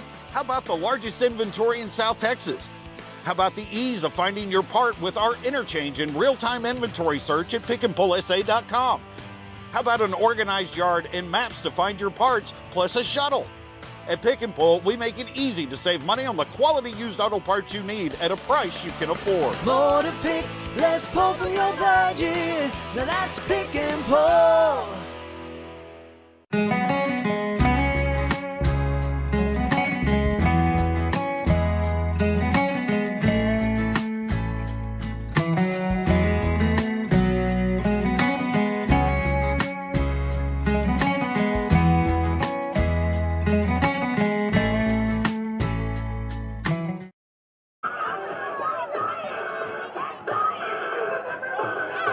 And welcome back to Wheatley Heights Stadium here in San Antonio, on the east side of San Antonio. And there's another great look at the effort made by Keelan Harris. And then, of course, the resulting touchdown. Oh, there's that grab. That was unbelievable. Great one-handed grab. Gets it down to the one to set up the touchdown by Arndt. See that right here, just looking down the line. Great start by the Toros here, being up 24-0, 4:34 left in the second quarter. Same in the receiving core for the kick. Tavius Farmer's back there, along with Caleb Jolivet.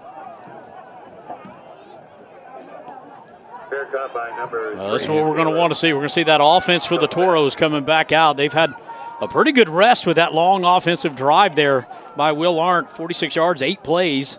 Only took 4 minutes, 32 seconds. Well, you saw a fair catch, which we'll see a change in that going forward in the fourth quarter. We'll talk more about that at halftime with what they call the Continental shift. But there is no fair catch in the fourth quarter. You got to run it. We'll explain why that is, but nonetheless, while we're in the first 3 quarters, you can do that. So first down and 10 at the 20 for Black Gold.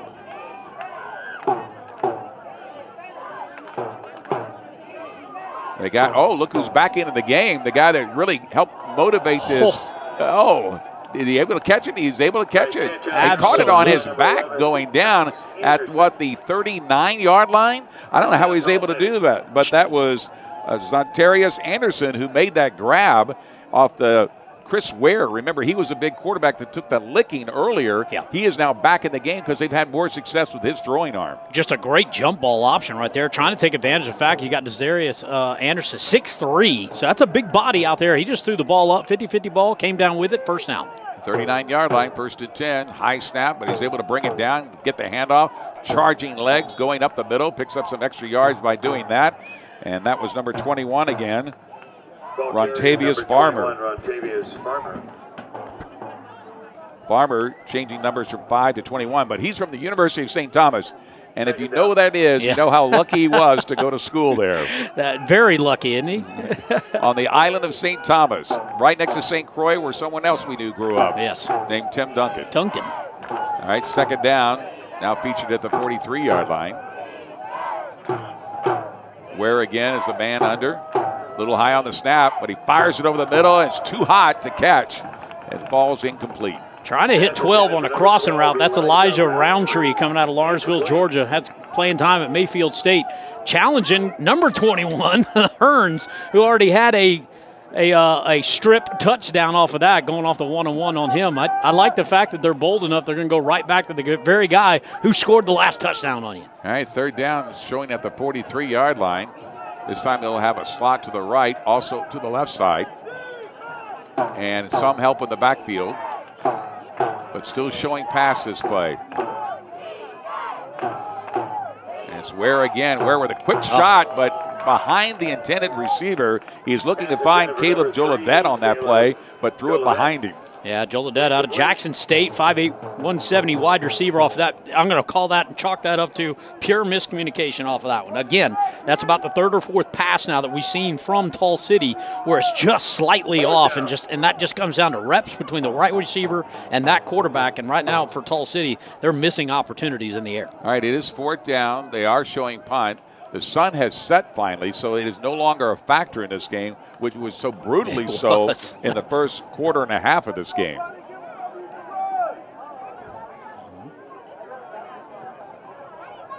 And it's going to be an opportunity for the Toros to get back out here. 3:11 left, plenty of time on offense after this punt if it's successful back there. Watch out for the speedster that we got back there on that punt return. He is electric. There goes Riedel with a high booming kick. Harris is just going to let it hit, and then it rolls out of bounds. That was an excellent punt by Riedel. It did exactly what he wanted to do, rolled out of bounds at the 15-yard line. That's where the Toros will take over. Well, if you want to keep the ball away from speedsters like Keelan Harris, that's how you do it. Just he did exactly what he wanted to do. He did not want Harris to get that ball, and as a result, it's a 42-yard punt with no return. Yeah. And that's, pin them back like that, give the Toros no opportunity for a return. Now your defense has got to show up and play regular defense, and that's been the challenge so far for Tall City, being down 24-0. They've got to make a stop here before they can try to get the ball back out here before halftime. All right, Art brings his troops back out, including that big offensive line. Guys got like Andrew Devine, who's 318 pounds, Tucker, 330. You got Noah McKinney, 300 pounds. Logan Weeman, the baby, 295. The small guy. Yeah. Here goes Arndt again, looking to throw. Nice little dump pass over the middle, but it's in and out of the arms of his intended receiver. That is Alfonso Graham. I think I was number 6, Justin Whiteside, coming up on this. He's going to come right into your picture off the right side here. Watch this. Just hawks him down and then finds him. And then just a little slight off pass, and probably it's a good idea that the pass was off. He was going to get his clock clean. But, yeah, great job by Tall City reacting to that Arndt pass. Second down and 10 off the incompletion, still at the 15-yard line. Play is just coming in from the sideline. Remember, we have no play clock availability here tonight, so that's being kept on the field. So that's where you see some of these plays taking a little longer to initiate the snap. Arndt again takes it out of the shotgun. No, he's got in trouble from the right side. He's managed to get away. He's got a man open at the 40-yard line. Breaks free. That will go down as a touchdown. 85-yard touchdown for the San Antonio Toros. And I believe that is number 5, Chris Carpenter. Is that right? San Antonio native, UTSA guy, speed guy, more importantly, open guy and touchdown for the Toros. Puts them on the board, but it all started with Will Arndt scrambling. He was looking right. The play was going right. He improvised, came out left, and then he saw number 5, and he's got some experience. He knows how to get himself open. Saw his quarterback back there struggling. Hey, let me take off down the field, give him an opportunity. Chris Carpenter scores for the Toros. What a catch and run. That was just amazing. That had to be at least 40-something yards in the air when he let it go. 85-yard. Yeah. Look at that in 2 plays off the remember, he had the incomplete on the first play. Correct. And that was just an 85-yard bomb. Catch and run. Extra point is up, and it is good. Go. So the Toros taking a commanding lead here in the first half with 2:28 left to play in the first half. The Toros have taken a 31-0 lead over Tall City Black Gold. This is San Antonio Toro football right here. We'll keep it here until halftime. And Ken, there's nothing that the Toros have really done wrong except look into the sun so far. Other than that, that's the only flaw I can see. I mean, Arndt, we can blame it on the sun you want, because now we're seeing Arndt in the second quarter. He's warmed up, he's lathered up, he's got his options, and even when he's under pressure, he can still find an open receiver, and not just a crossing receiver. I'm talking a zero route all the way down the sidelines. And the number 5, Chris Carpenter, the local phenom, leaps into the end zone to get the Toros on the board. Man, I tell you, this is electric Toros offense that are still up 31, and then that defense is still hanging a goose egg against Tall City. You know, it's one thing to throw a pass that far down the field. It's another thing to be being chased out of the pocket that time, having to roll out to his left. Remember, he's right-handed. Right-handed quarterback, you and see then right here. Off the back foot, throwing that ball so far down the field. He let it go at the 12-yard line, and he caught it at the 47. Yeah. That's nuts. Amazing. Off your back foot, he's able to do that. And what a great catch. And by the way, to beat your defender at that time, Chris Carpenter, by just putting the gas on. Here comes the kickoff for Tall City. He'll take it back right about the end zone as he brings it back out. And, of course, is number 3, Caleb Jolivet, who does double duty as a wide receiver and kick returner. And they're kind of staying in their same ballpark about where they're able to bring it back when they decide to do that at the end zone line. And generally, he's got it around the 25 or the 30, but they're going to mark it, it looks like, right at the 25-yard line, first down and 10 for Tall City, trying to get something on the scoreboard before the end of the first half. Well, we're going to have that timeout, so you still got that in your back pocket for Tall City, so don't forget about that at the 2-minute warning. Sure. But you're right. You capitalize on a pretty decent return on your kick. Capitalize on the fact that, you're down 31-0. You're going to need some positivity here. I say you reach way deep into that offensive scheme with 2:19 left, and, hey, why not? Pull out all the stops. This is the time to do it right here before halftime. Well, they're going to leave Ware in the game again. They've had much more success with his arm than that of Barrett, and they're going to see if they can get something on the scoreboard before the end of this first half, but they only had 2 minutes and 18 seconds in order to do that. Ware is going to have to be forced out of the pocket, throw on the run, but he's going to have to keep it. It's a fumble on the play. It is picked up by the Toros, and it could be a touchdown, and it is into the end zone. Off the recovery that time was big number 99, Thomas Ibrahim, and he's into the end zone for another turnover and touchdown. Strip, pick, whatever you want to call it. That defense for the Toros right now are ball hawking. They're going after it, and it started with a strip right there. 91 being Johnny on the spot. That's Thomas Ibrahim, 6'3", 255 guy. Scoops it and scores for the Toros. They're up 37-0. You know, as impressive as this offense has been to start this season, I think the defense has actually been more impressive. When you see what they're able to do off the strip and the return on the fumble and the touchdown, now they do the same thing. And then on the offense, that unbelievable pass by Will Arndt. I mean, this has just been a well-oiled machine. And I mentioned in the pregame, this is a model franchise of the Continental Football League, and I think we're all witnessing why right now. Yeah. Here is the extra point attempt. It is up, and it is no good. No good. Wow. So a missed extra point still keeps the score 37-0 with 2 minutes and 7 seconds to play in the first half. We're going to keep it right here because we do have the 2-minute warning coming up here in just a moment. Watch this replay right here. Just a great movement. Speed to get to the ball fast. And guess who? That was number 25. That's Duran Hill. We called his name 2 or 3 times tonight on defense. Look at him close in on the wide receiver. The quarterback didn't have that ball protected at all. And guess what? Ball's on the deck. Number 91 gets it. Scoop score. Toros on the board again with a second defensive score. Well, you look at what they've been able to do in the first 2 games, and they're mirroring that and then some. Remember, they had a 71-0 victory in there to open the preseason, if you will, and that was against the Tennessee Hornets. And then they followed that up with their Week 1 and their first game of the regular season against the Texas Syndicate up in Pflugerville with another 24-0 shutout. And they have another major shutout in the making right now at 37-0 with 2 minutes and 7 seconds to play in the first half. So Almendares will do the duties again, kicks it deep. It goes back again just outside of the end zone, and they're going to try and bring it back down the near side. It gets undercut on special teams and dropped like a sack of potatoes. It was Rontavious Farmer trying to do something with that, but he took a missile attack.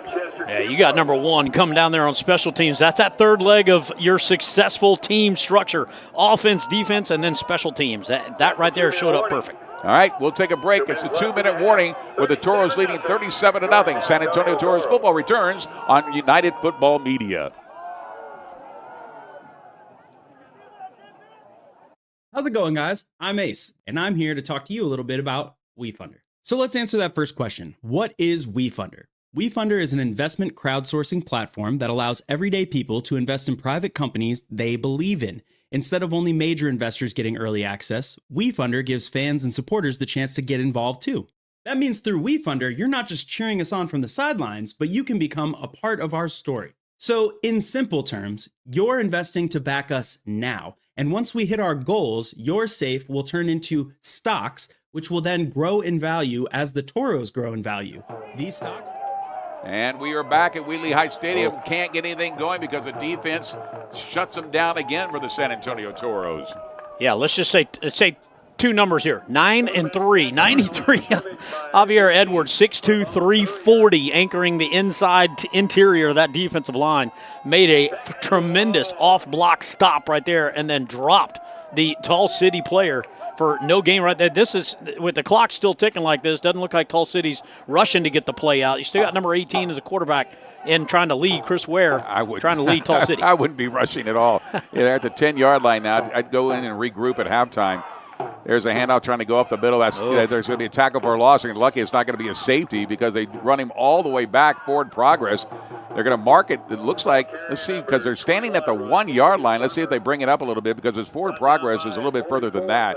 They're going to say it's at the 3. So look who was in there to make that tackle. Talib Salahuddin leading that big charge of the defensive front line. Yeah, Salahuddin, he's a big guy, 6'5", 245. They got him listed as a defensive lineman. I like the way he can flex off that defensive line and into the linebacking core and then still shoot a gap and still hit the running back in the backfield right there. That is one fantastic player that is anchoring that defensive line for the Toros. They're going to mark it at the 3, so it's third down.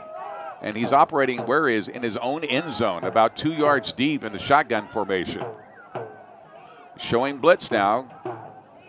Low snap. He's going to have to get away fast, and it falls incomplete. He had no choice in that play. No. He has either get it away or suffer the safety. Get it away. You're going to get about 700 pounds of Toros introduced to you right there. As you'll see this pass, you can see it is an all-out blitz right up the middle. Quarterback feels that pressure. He tries to get the ball to the outside. Miscommunication on the receiver, probably just a timing. Quarterback was just trying to get rid of the ball, trying to find number 3 out in that space on a little curl comeback route. That's Gillivette out of Houston, Texas.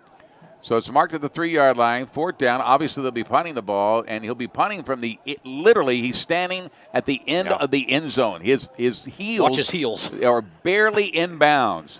And the punter, of course, Clark Riedel, if anybody can get this ball out of trouble, it would be him. But there's only 22 seconds left in the first half. Oh, it is blocked in the end zone. It's picked up, though, by Tall City, who has undercut it up in it. That was Rontavious Farmer that time who picked up the ball after it was partially blocked. The punter, by the way, Riedel, took a brutal hit in the end zone. I don't see a flag because he got a hand on it. So as a result, it will not be roughing the kicker as they bring the ball out. There is a discussion now. It's a great special teams effort. We see it right here, just off that left side. Just came right there. That's the perfect angle. Oh, my goodness. Go for where the ball's going to be leaving the foot. That way you rule out any flags at all. And right there, special teams comes up big time for the Toros. Boy, he's lucky to be able to walk off the field after that. That was a brutal hit. Yeah, and upended them. And as a result of that, the Toros are going to get possession of the ball with about 9 seconds to go and ability to try, or I should say, they're going to give it to, they're going to keep possession of it because it was enough for a first down. Is that right? No. It's Toros ball. It's Toros ball. There we go. Aren't going into the end zone. Oh, he caught Does he pull it off? He caught it. Oh, my gosh. I thought that was a pick. I thought that was a pick. I did, too. How did he catch that ball? It was over the middle. It looked like he was shielded, but somehow he's able to bring it down. Can't see if that's that's number 6. I was seeing if it was a 6 or an 8. That's Wayne Ruby, 6'1", 190. Magically, let's just call him the Magic Man. You didn't even see him in the back of the end zone. 2 defenders on him. Somehow his 2 hands ended up on the football, and it's another touchdown for the Toros. So off the block kick, they didn't get enough yardage to actually get possession of it. The Toros take possession, and on the first play, they fire it into the end zone. Will Arndt and is able to score with 2 seconds remaining in the first half. And now they're going for the extra point to see if they can make it even a larger lead here in the first half. The kick is up. We'll see if it is good. Both take a look at it, and it is good. Wow. So with literally no time on the clock, we hit halftime, and the San Antonio Toros have taken a 44-0 lead. An incredible performance. How did he make this catch? He made it right over the shoulder. Number 14, Gabriel Adewisi, coming out of ETBU. Watch this, right over the back shoulder. Somehow, Johnny on the spot hands was right there. Number 6 for the touchdown. But it looked like it almost went through the hands of the defender. Look at him do it, the pose. Nice. Very nice. Which one's going to take the shot? Yeah, let's see how it is. That's 3 heck of 3 players for the Toros right there, and they end up back on the board again, 44-0. Wayne Ruby, 6'1", 190 pounds, out of Mount Vernon. He was telling us during the game during the media days that he was working on his touchdown dance. Well, now he can improve upon it as a result of what just happened, one of the more remarkable touchdowns we've seen this season in the Continental Football League. With that said, we're at halftime. We're going to take a break. 44-0 San Antonio Toros. This is San Antonio Toros football on United Football Media. At the Sideliners tent, where right now you can get a nice ice. Your commercial roof doesn't need replacing, it needs Parker Spray. We restore roofs with seamless poly coating designed to seal, protect, and last. Backed by over 20 years of hands-on experience, we deliver precision, durability, and dependable results every time. Serving San Antonio and surrounding communities? Call Parker Spray today at 210-639-3418. In today's world, security isn't optional. It's precision, it's preparation, it's protection. Primus Consulting Group delivers world-class security solutions across Texas and around the globe. From private protection and large-scale event security to investigations, canine operations, and elite training, their team of former law enforcement and special operation professionals protect what matters most. Because when safety is on the line, experience makes the difference. Primus Consulting Group, proud sponsor of your San Antonio Toros.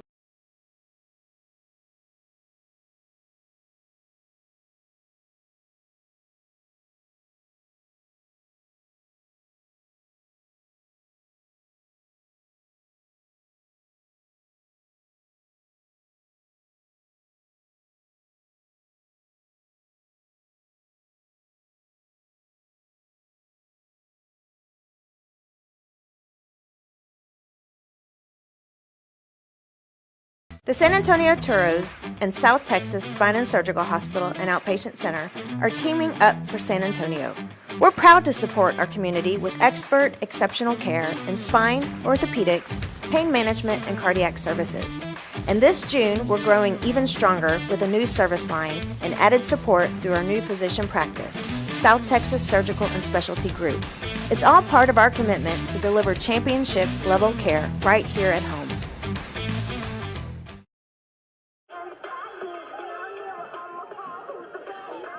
How about that shot? Not only do we have a setting sun, but we have billowing cumulus out just to the west and northwest of Wheatley Heights Field here on the east side of San Antonio, where the San Antonio Toros are up by a whopping score of 44-0. And we are at halftime here between the Tall City Black Gold out of Midland and the San Antonio Toros out of the Alamo City. And Ken, what a remarkable first half on both offense and defense. Starting out with the leg of Almaderas to get them on the board first with that field goal. Right before that, we had the McGee pick, the interception, to set up for that field goal, and that just really started the Toros' offensive juggernaut, with options all over the place. Arndt handing it down to number 2 off of that one. Then you see him get to the outside and great speed and sets up a Toros scoring position at this point. You'll see right here Arndt looking left, looking right. Again, that was back when it was the sun. That's that little tunnel screen. Get the big guys down front and then let number 11, Eccles, do the rest with a passing touchdown. That was the next score by the Toros. Again, in the air by Arndt, making good decisions off the blitzing defense of Tall City, and the Toros make them pay with that outside pass. Then you get number 8, Lindsey. I believe that's number 8 right there. No, this was the pick, the 27, the scoop pickup by the Toros right there, and he takes it down. That's number 20. That's Johnson taking it down. I'm going to put that down as a scoop fumble recovery. Because he took 2 steps He did forward, took two steps. That's a play made, so that actually goes down to the fumble, right? Yeah, it does, and that's how I'm going to put it right here. And then watch this. Great movement by Tall City. That's the number 8, Lindsey pick. And then he took it all the way down the sideline. Again, that was Arndt looking into the sun, timing sun. We're going to blame it on a lot of things. At the end of the day, it was an interception and a good one for Tall City, and that set them up in a good field position right there. Lindsey with that pick. And then you see Tall City come back, and now watch this, folks. This is how you do defensive back work. Strip that ball, and he stripped it and took the ball, and then number 21, Hearns, takes it a strip touchdown to the house, and it was all started by number 54, the linebacker for the Toros off of that. That's Steiner. He's the one who came over the left side to allow 21, Hearns, to strip that ball and take it to the touchdown. That put the Toros back on the board again with another touchdown celebration by the Toros. They were up big now. Now you can kind of show off a little bit. Watch Arndt on this one. He was down right here. Look at this arm strength, looking at down the field. He finds his open receiver right to the outside. Number 15, we called him many times. That's just that first game of his 4 touchdowns. Beautiful footwork to the outside right there. And then Arndt looking left. Arndt staying left, looking right. Look at that. That was 3 progressions. Finally checks it back down to number 2. Who walked, that's Andrew Henry, who takes it to the outside right there. Again, another receiver for Arndt. That's the 5th receiver he's thrown to with positive success. And then you see this little handoff to the inside to Henry. Watch him just drop his shoulder. Almost got there. Tripped up by number 15, the Tall City. That's Cahill out of Humble, Texas. He makes the stop right there. The Toros are still up. There's that one 9 who puts the ball right there. Look at that, one-handed over the middle. Realized that safety had fallen down, so hey, I got to go climb this ball, make something happen. He certainly does. Number 9, that's Keelan Harris right there. And then watch Will Arndt, big body, cross the goal line for the touchdown by Arndt for his rushing touchdown. And folks, we still got 3 more touchdowns to get through. 3 touchdowns in 2 minutes and 28 seconds. 2 minutes and 28 seconds. We got a lot of scoring that happened. And then you see this great scoop and score right there by number 91, Ibrahim, for the touchdown in the Toros. And we're not done yet, folks. We still have 1 more touchdown following that defensive stand. And, Greg, I've been impressed with the defense by the Toros. But watch this right here. You're going to see Will Arndt looking for number 6. He's trying to find him over the middle, and this was an amazing catch. Over the shoulder of the defender, right into the breadbasket of number 6, Ruby, for the last touchdown before we ended up at halftime. And it's 44-0. The Toros with a commanding lead with spreading the ball all over the place. I don't even know where it's going. And usually I'm pretty good at guessing, and they got me guessing up here in the booth. He was in triple coverage, Ken, and somehow Arndt was able to thread that ball between also the outstretched arms of one of the defenders, and somehow I think the ball went through his arms like a field goal.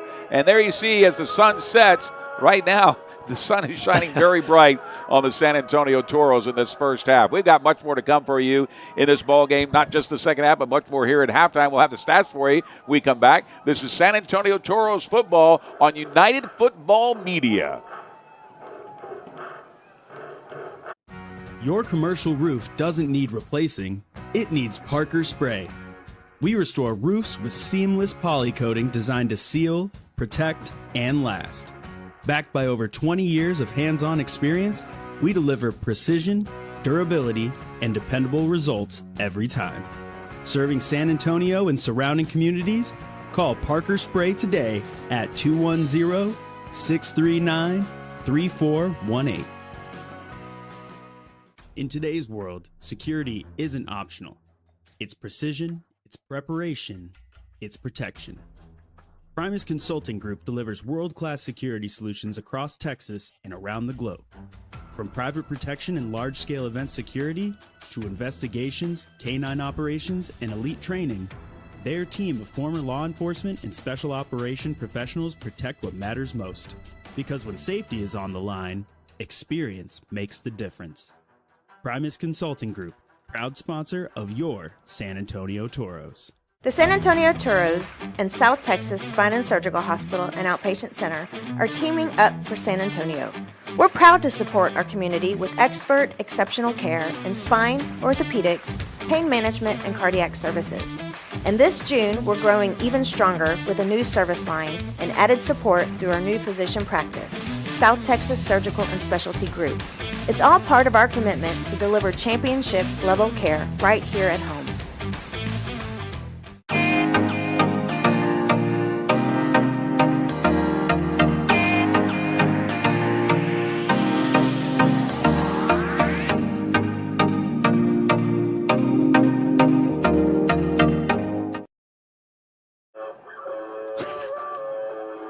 Skies of South Texas over Wheatley Heights Stadium, San Antonio, where the Toros have a commanding lead at halftime, 44-0. And let's take a look at the first half stats, and these are going to be a gee-whiz moment for a lot of folks here.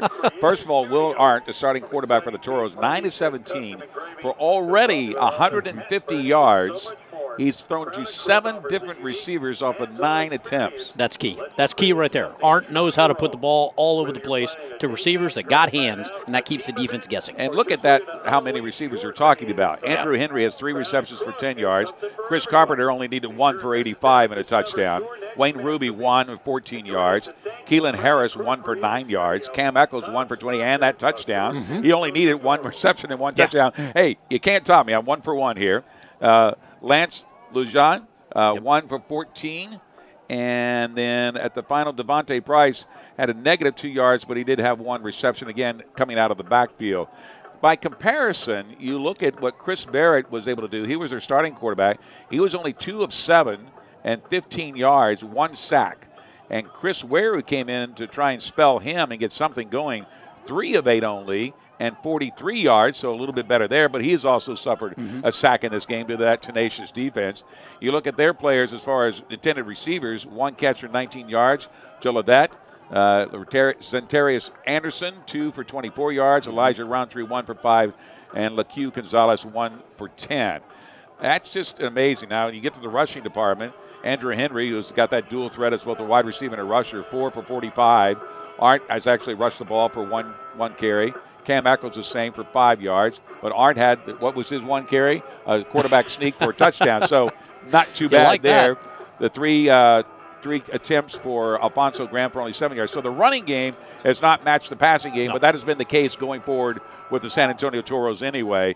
And you look at their rushing stats, Ware with 2 for a 5-yard gain, but a net loss of, he had a loss of 3, I should say, so a net gain of only 2.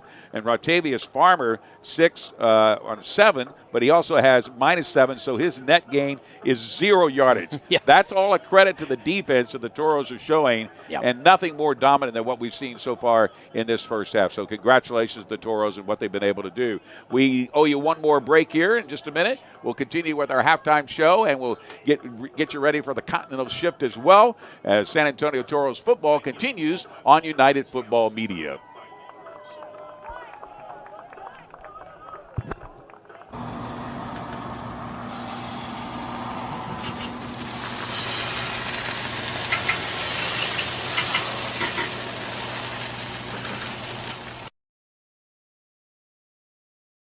The best high school football coverage can only be found on Texas Sports Productions, on the app, streaming, and on TV. Your favorite high school sports only on Texas Sports Productions, each and every week for free. San Antonio, it's time to light up the night with Bangers Fireworks. From backyard fun to sky-filling finales, Bangers has the biggest selection at the best prices. We're proud partners of the San Antonio Toros. Visit us at any of these 4 locations. Bangers Fireworks. Best fireworks at the best prices. I'm Stan Bedwell, head coach of the San Antonio Toros. As you can imagine, things get a little rough on the field. Twisted ankles, concussions, or even broken bones. And you see this happening in real time. but what you might not see is what happens behind the scenes. I send all my players to complete care because I know that they will be seen immediately, they will be diagnosed properly, and they'll be treated quickly so that we can get them back on the field fast. We look forward to an amazing season. We hope you come out and catch all the action. And if you have a little too much action for yourself, go to complete care.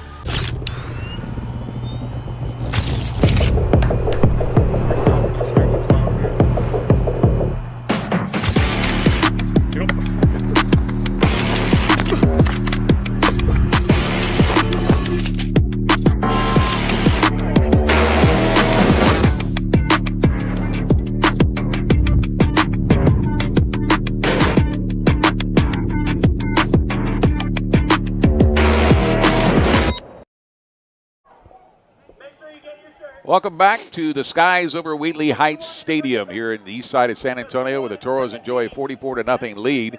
Now, keep in mind, as we're going forward here, in the fourth quarter, we go to what is called a Continental shift, Ken, and that's where you play by Canadian football rules, not NFL or American football rules. And that means third downs instead of 4 to secure a first down. 20-second play clock, even though we don't have one here today, instead of 40, but they're going to speed up the actual pace of the game. 3-minute warning instead of 2-minute. The offensive motion, you get the receivers who are allowed to go towards the ball before the snap, and also defensive spacing. The line has to line up a full yard off the line of scrimmage in the process. In the special teams adjustments, we talked about a little bit, Ken, no fair catch, but there is a 5-yard halo around the intended kick returner. And then you have the Rouge rule, where the kick travels outside of the end zone untouched. It's worth a point, believe it or not. And for some reason, you're able to punt the ball through the uprights. You get 2 points for that. Hey, I like it. That That's seems points. fair. But what it does is it also allows a team, for example, like Tall City Black Gold, that are down 44-0, it gives them the opportunity to get back into the ball game by adjusting the rules. And it really does lead to some exciting football, especially when you have a blowout in the process like we have here tonight. And it does give the opportunity for the team that's down. It gives you at least a fighting chance to come back. Now, I don't know about 44-0. That might be a little tall order at halftime for the Tall City Black Gold to overcome. But the interesting thing off the 2 games that we've done so far that I think stands out the most and is the most impacting is the play clock.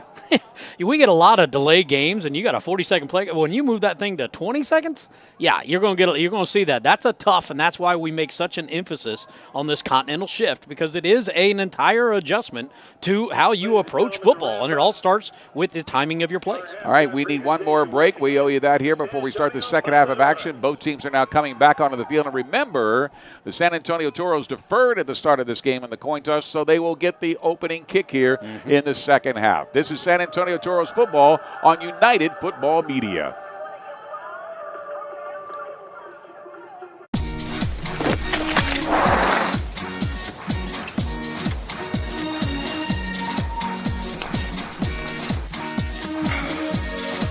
It's good to be different.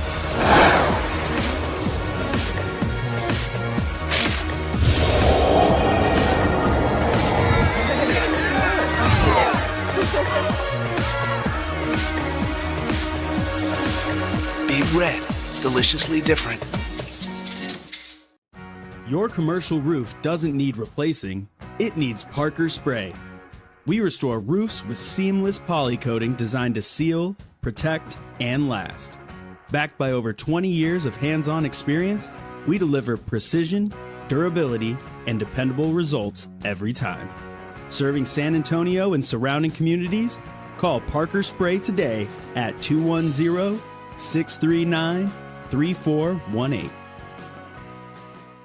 In today's world, security isn't optional. It's precision, it's preparation, it's protection. Primus Consulting Group delivers world-class security solutions across Texas and around the globe. From private protection and large-scale event security to investigations, canine operations, and elite training, their team of former law enforcement and special operation professionals protect what matters most. Because when safety is on the line, experience makes the difference. Primus Consulting Group, proud sponsor of your San Antonio Toros.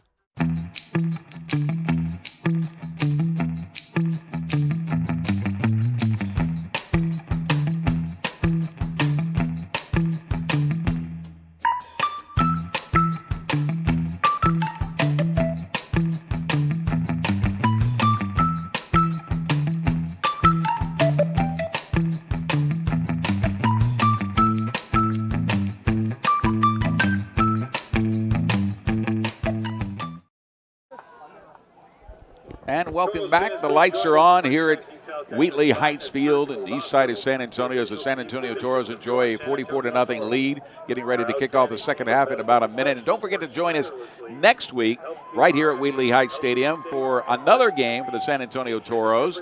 And that will be on June the 20th, Saturday night, when they play host to the Texas Syndicate. And we've already seen the Texas Syndicate play a little bit, and we'll look forward to that challenge as well. I think that'll be another team that has the potential to give the Toros a challenge this season. Well, they were they're so far out of the two games, they were the biggest challenge at 24-0. That was the game. But yeah, Texas Syndicate, I mean, they've got a good ball team, and now that they've played the Toros, now you know how to play against them. So that might be their advantage. But we still got to get through a second half here. Tall City kind of in the gravedigger hole at 44-0. That's the Toros in a commanding lead right here. We'll see how long Will Arndt lasts as a quarterback. You'd want to definitely keep him healthy and clean back there in the pocket for the Toros. We might see as that backup quarterback might come in. That's Kelvin Durham, number 16, 6'3", 205 quarterback. We might see some of his action, and I look forward to that in the second half if he gets in. Well, reason being because on the inactive list right now is Nate Hayden. Yep. He was their normal backup quarterback, and he is a quarterback's coach for San Antonio High School football as well. Right. So he lives in San Antonio, but he was placed on the inactive list, and they brought in Kelvin Durham, and I think we will probably see some of him in the second half, Ken. Well, and you hope so. Again, now you got to start thinking a little bit longer strategy here, and that, yeah, hey, your quarterback is awesome, and he can sling the ball all over the place, and I'm not putting anything down on Arndt. He's got him to 44-0, but you want to keep him healthy. Now you got to start thinking, okay, we got Texas Syndicate, and then we got to play the Black Gold again, and then we have the Texas Herd on July 5th, and then you're entering the Southern Division Championship. So now you're starting to look down your schedule and see, okay, where do we really need Will Arndt, and maybe the second half of this game is not the answer for him. It might be. I don't know. Coach Bedwell, being a former quarterback himself, I'm sure he's pretty hard on quarterbacks as far as staying in the game and finishing what you started. But now you got to start thinking about, okay, if we've got these three big games left to play to even get ourselves to the division championship, hey, I want my best guys out there then, maybe not at a game 44-0. We'll see. We'll see what the coaching staff comes out of halftime with on the adjustments on both the Toros and Tall City. All right, you take a look at who they have back deep to receive the kick, the opening kick of the second half. That is Chris Carpenter out of UTSA and Keelan Harris, who's been a threat as far as a kick returner and a wide receiver. And the kick will be delivered, of course, by Eddie Godina, who tried that 64-yard field goal in the first half and lacked about, I'd say, around 3 yards to make it go through. Yeah, and that's where we talked about, and you brought it up perfect, that continental shift. There's where the points come into play, and we'll see that in the fourth quarter. We'll give you another preview of that fourth quarter, but here we go, kicking off the second half. Toros football. Harris Carpenter back into there, and let's see how it works out. It'll go right to, looks like Carpenter has it. He's bringing it up, cuts back to the inside. He's got a hole. He breaks free at the 40. He's at the 45, down at the 40-yard line for the big setup for the second half. That is a 51-yard return. And let's see if there is any penalty markers on the play. I don't see any, but you talk about speedster. Chris Carpenter out of Jacksonville, Texas, started off his career at CU Boulder and then ended up at UTSA, and he is a known figure in the San Antonio area. Look at the moves he's got and the speed. He actually has the first kick return touchdown in UTSA school history. No doubts that he's back there doing kick returns. Did he have a 97-yard kick return? Is that incredible? Well, you saw what he can do right there. Yeah. So that's going to put the Toros in beautiful position across midfield. Ball's going to be at the 40. So they set it up at the 40-yard line on first down and 10. This is an amazing setup to start this second half because, remember, they deferred on the coin toss to get this opportunity, and now with a 44-yard cushion. The backup quarterback, as we were just talking about, Kelvin Durham is in the game for the Toros. That is an excellent idea. So that's how they start the second half. Durham is back to pass, steps up in the pocket, dumps it off to his check down man, and that, of course, is number 9, Keelan Harris. Keelan Harris on the night right here. He's got some hands, and you can see right here, even with the first throw in the second half by your backup quarterback, a little bit behind him, he's got good hands to the outside, good yardage pickup by the Toros. All right, so it'll be second down. There's some whistles right now, so there's going to be a discussion. Officials are calling a timeout. Do we have a player down?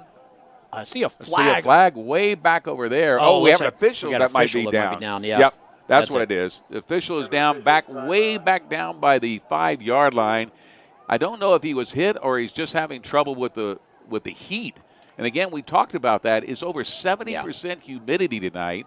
and they're checking on him. That might be the side judge. They're not wearing numbers, so it's hard to tell, or it could be even the back judge. It's not the umpire, but he is up, and that you can see him right there. They're having some discussions with him, but yeah, I mean, we still got 84 degrees outside. It feels like 93. As you were just mentioning, the humidity can start taking its toll, even, not just on the players, but you got refs that are out there running around too. So these guys are professionals trying to do the best they can, but yeah, sometimes the weather conditions can be against you. Oh, so they're going to call a side. That's what the flag was for. That's why the flag was thrown. That's why the official was down. Correct. Because oftentimes what happens when you see something like that, big play happening, the bench goes forward into that white no man's land, and if the official is running downfield, there usually is a collision. I believe that's what happened. He's able to throw the flag as he goes down. so the penalty will go against, obviously, the San Antonio Toros. More concerning right now is that official could continue, and it doesn't look like he is right now. He's coming off the field. It looks like he has a back injury. He's checking with the trainer for the Toros to see if he can continue on, and we'll wait to see if they play with one official down. They don't have any alternate officials for on the field, so it looks like they will go with one official down. The Toros ball has been moved back to the 49-yard line on the bench interference penalty. Sideline violation is the exact call, but now they're back at the 49 to operate, and they'll go with one official down. He is still out on the sidelines. Back to pass. Our backup quarterback. He's got a man open, and that's going to be good for a touchdown. Guess who? The backup quarterback, Kelvin Durham, siphons into that with that wide receiver core that is just too tough to beat. Yeah, number 15 found himself. But let's go back to the beginning. Number 16, backup quarterback. He's only thrown 2 passes, one for a big gain, and now they got backed up by the flag, and then a touchdown to put the Toros on the board. That's how a backup quarterback comes in, and then he found number 15 wide open. That's our big guy, Lance. He's 6'2", 218. Lujan, who had 4 touchdowns in the very opening game for the Toros, hangs one again here tonight, making it 50-0. He had his defender beat by a good 3 yards as he cut back into the inside in the end zone to make that score happen. And the timing between the backup quarterback and him is just electric, and the extra point is good. And so right out of the gate, the Toros score on their first possession of the second half to make it 51-0 with 13:56 to play in the third period. Back with more Toros football on United Football Media.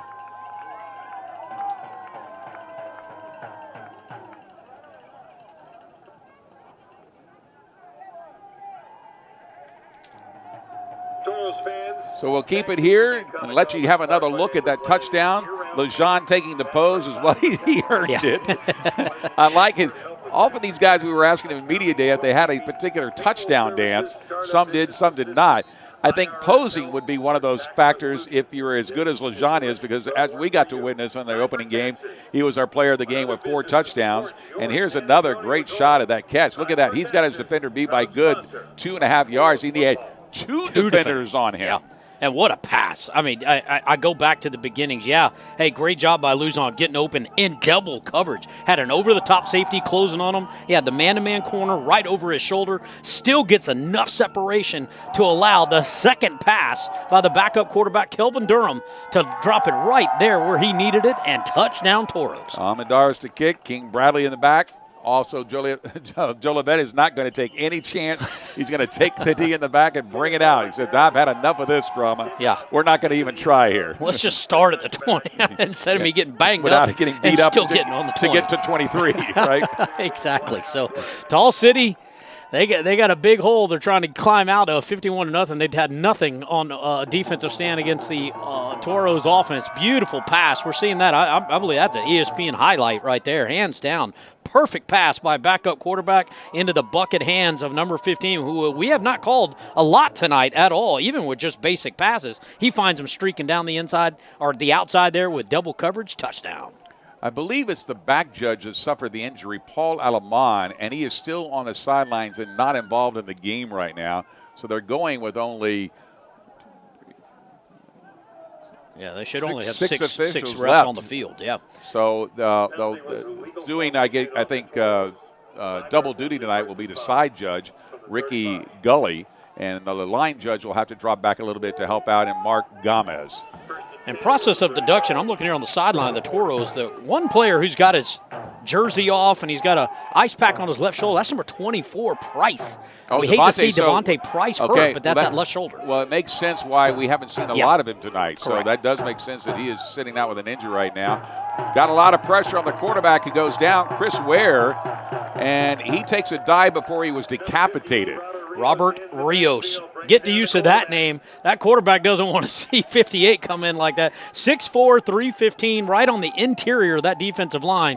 Got loose off the center, and then he's running rampant in the backfield, and there is nothing the quarterback can do at that point other than just go down for a sack. All he wanted to do is live to play another day, and by going down, it's at the 33-yard line, so it's now second down. Yeah, that was a loss of 7 yards on the play. Long snap count. Ware's trying to get free. Someone's got him by the jersey, and they bring him down again for another sack. Chase down from behind. I'm going to highlight number 37. That's Miles McCaney. 6'3", 240. He's going to come off the top side. Look at that pressure on the back. Tracks down the quarterback. Steve doesn't give up, stays with him the whole way, and then you see the Toros just clean the rest of it up. That is a swarming defense, and tell me that doesn't have DNA imprint from Jerry Glanville all over that play. Yep, back to the 30-yard line now, third down, and a long, almost 20 yards. We'll say 3rd and 19 for the Tall City Black Gold.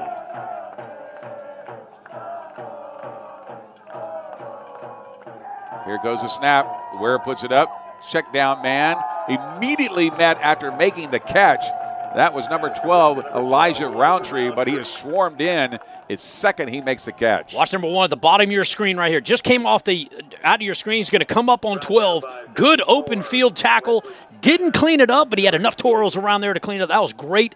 Open field tackling by the defensive back, number 1. That's Chester Kimbrough. Yeah, Chester Kimbrough, 6 foot, 185 pounds out of Michigan State, and also had some time on Florida. Boy, he was a stud at Michigan State. He had 4 sacks, 2 forced fumbles, interception, 2 fumble recoveries. So now faced with 4th down, they're back to punt. You'll never guess who's trying to receive the ball. Take a wild guess, folks. Long snap count. Kick is up. A lot of pressure. Down goes the kicker. So it may be, roughing the kicker is going to be the call. The return is much of the 40, but that time it looked like Clark Riedel got hit just as he released the kick. And the flag threw, so we'll be roughing the kicker, automatic first down. And Tall City Black Gold retains the football. Total opposite of that other block punt where you went to the point of where the ball's coming off the kicker's foot. Sad part is you got these big bodies, they're flying around, they're speedy. You sometimes don't get enough of the ball or just get all of the player, and you're going to get a flag like that. But that's going to be an advantage to Tall City. That's going to back up the Toros at least enough to where they got to work for some yardage and a potential touchdown. Well, that has been one of the rare mistakes the Toros have made on any part of their game tonight, offense, defense, and special teams. And it'll come back to haunt them here for just a moment. But, again, it'll be up to their defense to step up. And we'll take a break. Is that the case? We shall do that. 11:21 to play. This is San Antonio Toros football in the third quarter on United Football Media. Your commercial roof doesn't need replacing. It needs Parker Spray. We restore roofs with seamless poly coating designed to seal, protect, and last. Backed by over 20 years of hands-on experience, we deliver precision, durability, and dependable results every time. Serving San Antonio and surrounding communities? Call Parker Spray today at 210-639-3418.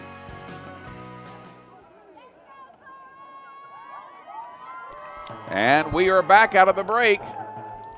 Once again, they're going to kick. And this time it is going to be received at the 25-yard line. Takes a nice little sidestep to get himself some extra yardage and works his way up to the 35-yard line. So did a great job that time. Yep. It was not Harris, by the way. They had brought in No, it was Harris, I guess, because it looked like, at first I was going to say Wayne Ruby, but that can't be. Well, again, we had talked about, special teams can win or break. Special teams can also hurt you with some flags if you get into that situation. San Antonio Toros football continues in just a moment on United Football Media. Your commercial roof doesn't need replacing, it needs Parker Spray. We restore roofs with seamless poly coating designed to seal, protect, and last. Backed by over 20 years of hands-on experience, we deliver precision, durability, and dependable results every time. Serving San Antonio and surrounding communities? Call Parker Spray today at 210-639-3418. Don't want that old car but don't know what to do? Call Pick and Pull and turn that old car into cash. We buy more because we pay more, running or not, and we'll pick it up free. Pick and Pull has the largest inventory in South Texas with over 4,500 parts cars, so we need to buy. Go to pickandpullsa.com for more details. Pick and Pull. We buy more because we pay more. More to pick, less pull for your budget. Now that's Pick and Pull. The San Antonio Toros and South Texas Spine and Surgical Hospital and Outpatient Center are teaming up for San Antonio. We're proud to support our community with expert, exceptional care in spine, orthopedics, pain management, and cardiac services. And this June, we're growing even stronger with a new service line and added support through our new physician practice, South Texas Surgical and Specialty Group. It's all part of our commitment to deliver championship-level care right here at home.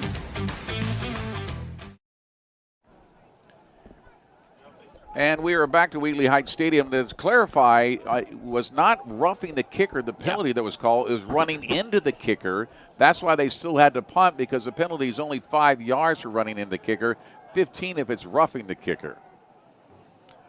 Still, the Toros have the ball.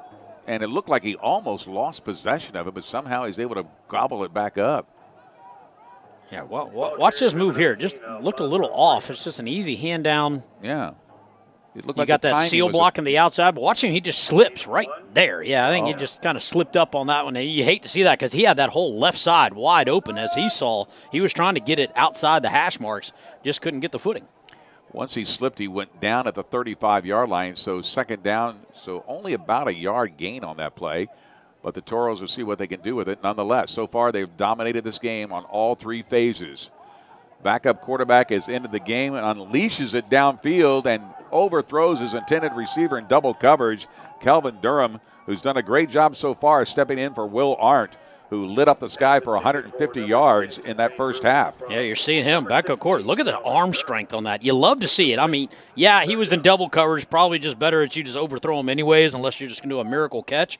But for Kelvin Durham, 6'3", 205 quarterback, to step right up in the wake of Will Arndt and his performance in the first half, he's got some arm strength. I'd look for him to take more shots down the field, especially if he's going to be that accurate with it or improve accuracy. He's got the arm strength to put the ball down the field. Third down and about 8 yards to go for the Toros. A little high on the snap, but hauls it in, steps up into the pocket, fires it over the middle, and he's got it caught by Oscar Cardenas, who's down at the 40-yard line for the first down and then some. I believe that's the first catch for Cardenas tonight. We'd like to see him get far more active. As you'll see him, he's going to come from the top of the screen. He was in the tight end position, just doing a little down route, and then back to the crossing middle right there. Durham found him wide open, and Cardenas is such a big body. You need not just one, you need two defenders to try to take him down. And this time they got him split way out there, almost by the numbers. Watch for another shot to Cardenas. Remember, he is UTSA's all-time leading receiver at tight end. And coming into this game, there's a nice handoff to Graham. Graham almost hurdles the intended tackler, who got a shoestring on him as he was able to grab him down, but not before he gets past the 35-yard line, and they're going to mark it at the 34. Yeah, if it wasn't for 14 tripping him up on that, that's Gabriel Adewusi. Number 19 would have taken off right there. And for Alfonso Graham, I like seeing that young man get in the game. He is speedy. He's a fast little scat back out of the backfield. He's real tough to keep a hold of, especially when he gets out in open space like that. Fortunately for the Tall City Black Gold, they tripped him up. This time they'll go with a handoff. They'll try the ground game to see if Henry can make anything happen. Remember, we got word and through the eagle eye of Ken that Devontae Price has been on the sideline with a ice pack on his shoulder. It's like a left shoulder injury there, but not No slacking in the performance categories. You got Alfonso Graham stepping up in that backfield. I like the fact, even though he's not a big guy, he's a 5'9", 180 back right there, and I talked about how fast and elusive he was. That time he just dropped his shoulder and went right into a defensive lineman. So he's got the moxie and the grit to not only get to the outside with some speed, but he's got power on the inside as well. Just inside the 33 at almost the 32.5. They check down the play now. They're going to change it at the line. Durham walks up to do just that. He's got help in the backfield. That is Henry. And so now he'll look to a quick pass over the middle. He's got a receiver. He's caught. And inside the 20 is number 5. That's our guy. That is Chris Carpenter out of UTSA. Big time pass by Kelvin Durham, and then just to the outside. He threw it before Carpenter came out of his break, and then Carpenter does the rest. Carpenter knows how to do punt returns, kick returns, so when he gets that ball, it's almost like another punt return for him. And he's got the speed to get to the outside, but he's got the first down for the Toros. Right at the 20-yard line, first down and 10 for the Toros, threatening to score once again to start the second half. And going for the sweep on the left side, and has a blocker. Oh, that is Henry. How did he break free? And he gets into the end zone. How did Andrew Henry break free from that tackle and find his way into the end zone for a touchdown? But he was able to do it. Almost like how the heck they get that touchdown in the back in the end zone that we thought was going to be a pick. This time Henry fighting, keeping his legs going to the outside. He's got the speed. He showed it right there. But watch this replay, folks. This is all number 2 Henry. Gets to the outside. Good blocking down the field. Good solid blocking. I like this. But he does the rest. Look at that. 3 defenders against him. Somehow he got out, kept his legs going, and then still defeat 2 more defenders and punch it in for another Toros touchdown. I just don't know how he's able to get. But did you see who was his lead blocker there? Colby Tucker. Yeah. You get behind 6'9", 330 pounds. That man moves mountains, and he did just that. And he's able to get in the end zone for the touchdown. The extra point attempt is up, and it is good. The San Antonio Toros are dominating Tall City Black Gold here in the second half. It's time to take a break. 58-0. San Antonio Toros football will keep it right here. And it is 58-0 with 7.5 minutes to play in the third quarter. Remember, we shifted the Continental shift here in the fourth quarter, so NFL rules apply right now until the end of this period. And for the Toros, look at this right here. This is all what they want to do. They've been dominated in the air so far. I know y'all can't see my list, but we got a lot of named players over here in the Toros. This time, number 2 gets the number called for him, and then he doesn't disappoint at all. Following behind, as you were pointing out, number 78, the big Colby Tucker, 6'9", 320. Heck, Greg, you and I could tuck in behind Tucker and probably score off of that. But Henry finds his way into the end zone for another Toros touchdown. On media day, I was talking to Will Arndt, and I asked him, is that going to be your left tackle? Because I didn't know what the positions were. And he goes, are you serious? I go, the man is a mountain. That's the man I would have as my left tackle. Left tackle? He goes, that's exactly who it's going to be. I said, you are a smart man, Will Arndt. You're a smart man. But you just look at the size of that line. It's everybody from Tucker to Devine to Frazier at center, McKinney, Weedman. Big. They're all huge. They're all big. And for the Toros to not only have the size, but then you complement that with the speed of like Henry or McGee or Eccles or, heck, I can go down the list. Johnson, Carpenter, Ibrahim, Ruby.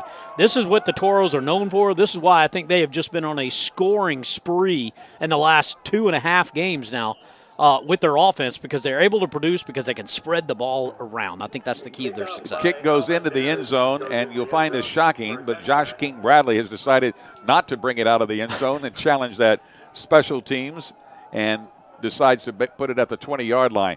What's amazing is I believe Weedman has a wedding to attend, his own next week. Mm-hmm. They've actually signed another offensive lineman to come in and take his place, and he's just as big. It's just as big. There's no slacking when you go from 6'5", 295 to 6'7", 310. That's your backup. So that's not a bad thing for Weedman. Congratulations to him on his upcoming nuptials like that, but this win will certainly help with that. All right, they take over at the 35-yard line, trying to get their first points of the night on the board on this possession.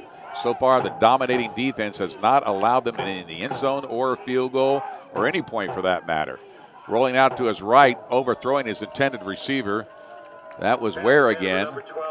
Ware's just a bigger quarterback with a better arm than Barrett, and Barrett had 3 interceptions coming in this game, picked up another one, so he has 4 already. So it looks like they're going to stick with him, barring injury, for the rest of this game. Well, he's scrambling back there, and I don't envy the position that he's in. He's got that fast defensive line and that ball-hawking linebacking core by the Toros. He's scrambling almost at second number 2 in the pocket right there, so he's having to move quick, make those quick decisions. I think for Tall City, they've got to find a way to get some more time for the quarterback. All right, second and at the 35-yard line, so second and 10. Long snap down again. Ware's going to go quick pass to the outside and does not complete it. Good defensive effort that time. Coming up from the linebacker position was number 25, looked like Deron Hill. Yeah, Deron Hill in on that. He got 22 as well. That's Aaron Ortiz. Tall City trying to find number 11, Zatarius Anderson. It's been kind of hot for him with a couple of good catches here tonight so far. Just a miscommunication again. Greg and you and I talked about it. That quarterback to wide receiver, it's all hinges on reps and just your rhythm, being able to have that timing down with your wide receivers like that. And for Tall City, they're just off tonight on their timing. Again, third at the 35. We'll see if they can find some magic here with this down before they have to punt the ball away again. Slot, well, they have triple receivers on the right side. On the tall side, they have 1. He's going to be flushed out of the pocket again, running for his life. He's going to try and let it go, and he does not make the catch. It is incomplete at the 45-yard line. The pass was intended to Jolivet, so now they're forced to punt the ball away again for Tall City. Well, you got Ibrahim, who's already got the scoop touchdown. He's number 91 for the Toros. He's chasing the quarterback down from behind, and then followed up by his buddy Jackson Cravens, the other defensive lineman, number 90, 6'2", 295 defensive lineman. These guys are fast, and when you got a defensive lineman who's able to chase down a quarterback from behind and force an errant throw like that, man, you're winning on defense. Harris standing back at about his own 25-yard line. Riedel, who we know has a big leg, can boot the ball. And so he's not taking any chances. There's just 6:28 left to play in the third quarter as they bring in substitutions at the last second on special teams. And now Toros step aside with making a last-second substitution. Harris will take the catch. Backpedal a little bit to the 25, trying to get around the end. He finds some room. He's got 1 man to beat on that outside, and he's forced out at about the 35-yard line. Nice return, but not enough to get around that corner in time. Yeah, Kalen Harris just getting the Toros in an offensive position again. With 6:12 left in the third quarter, this is where, for at least the Toros, you're starting to see it now. We've already seen the backup quarterback come in, rightfully so. Now you're going to start to see a lot more rotations of individuals. That I think for the Toros, they're looking at their backups. All right, hey, when I need you to come in off of an injury, hey, this is the kind of guy I need in the back. This is San Antonio Toros football, United Football Media. The San Antonio Toros and South Texas Spine and Surgical Hospital and Outpatient Center are teaming up for San Antonio. We're proud to support our community with expert, exceptional care in spine, orthopedics, pain management, and cardiac services. And this June, we're growing even stronger with a new service line and added support through our new physician practice, South Texas Surgical and Specialty Group. It's all part of our commitment to deliver championship-level care right here at home. San Antonio, it's time to light up the night with Bangers Fireworks. From backyard fun to sky-filling finales, Bangers has the biggest selection at the best prices. We're proud partners of the San Antonio Toros. Visit us at any of these 4 locations. Bangers Fireworks, best fireworks at the best prices.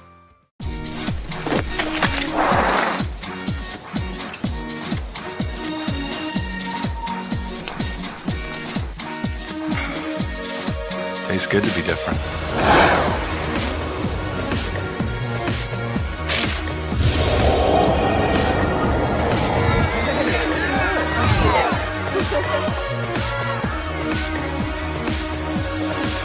Big Red, deliciously different.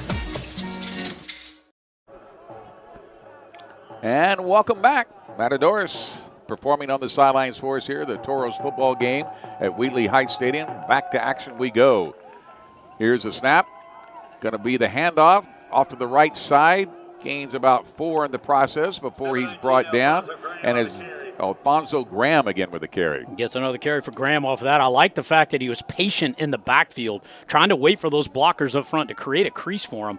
Found a little bit of it there, picking up the 3 yards there on the ground for Graham. But I like the fact, hey, put it back down to him, run that clock, use a Graham. He's going to bust one here in a little bit. I have a feeling he's got that blocking up front. He's going to find space. 2nd and 7 at the 37-yard line. Changing the play a little bit, switching sides is Graham in the backfield. Looks like they're going to show blitz. He dumps it off to Graham on the near sidelines, and he's able to use that shoulder to pick up a couple extra yards, and he's bounced out of bounds right at the first down marker, and we'll see if they give it to him. It is at the 45-yard line. I think he's going to be about a yard short at the 44, so 3rd and 1. Yeah, go for it on that third. Hands down, go for it, that's for sure. But what the decision process by Kelvin Durham, that quarterback, didn't have anything down on the right, looked down the middle, didn't see anything, and within about 3 seconds, checked down like that. That's a good quarterback who's commanding the offense. All right, the handoff this time goes to Henry. He squirts free on the right side, enough for the first down and then some. Gets it right to midfield at the 50-yard line. Again, Graham just tucking himself in behind that big offensive line for the Toros. It's making it tough for Tall City to even find him in the backfield. And by the time you do, he's got the speed to the outside. By the time you can close in on him, he's out there by the numbers. Good job by number 50 or 33 by Tall City to come up and make that stop. That's Dominic Oliver. And Oliver, remember, is a two-way starter. He's also their big tight end. He's also their leading tackler as well, and you can understand why. Now Stan Bedwell sitting in the play from the sidelines. They've got it. Now they'll huddle it up. Remember, again, we've talked about it before, no play clock here on the field. That's being kept down on the field. 1st and 10. Snap goes back. Looking out. Has to roll out of the pocket under pressure. Being chased by 3. There's a flag down at the 48. He keeps it all the way down to the 40-yard line, and then shoved out of bounds is Durham, and that should be a flag as well. But there is a flag back. There is a flag back at the 48-yard line, and that could be one of 2 things. It could be a legal man downfield. It could be a illegal block, a push in the back. Let's see what it is. See what it is right here. He's going to roll back out like this. I'm trying to see. We're not going to be able to get to it quick enough, but yeah. It's going to be a flag down on the field for the Toros after an attempt here. Let's watch this replay again. He rolls out, gets to the outside. He's got the outside receiver wide open here, trying to find number 2. It was thrown before he even got down there, so I think it's an illegal man downfield. They're moving them back all the way to the 40-yard line, so it negates the game. They said holding, so they'll make it a 10-yard penalty, so that would explain. I'm assuming the holding was on the corner as he made that turn to try and get down to the near sideline. Yeah. That's where they saw it. That's where they dropped the flag, so they'll move it back to the 40-yard line. So it'll be 1st and 20 now for the Toros.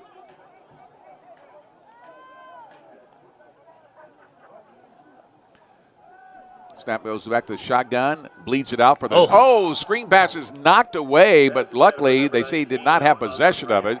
So instead of a fumble, it is just an incomplete ball. Watch number 6, Justin Whiteside, comes from that linebacker position. He's right outside your screen here. He's going to come right into your screen. Look at that, right up on number 19 and shuts it down Alfonso Graham. That's great solo open field tackle by that linebacker. Great job to close in on him.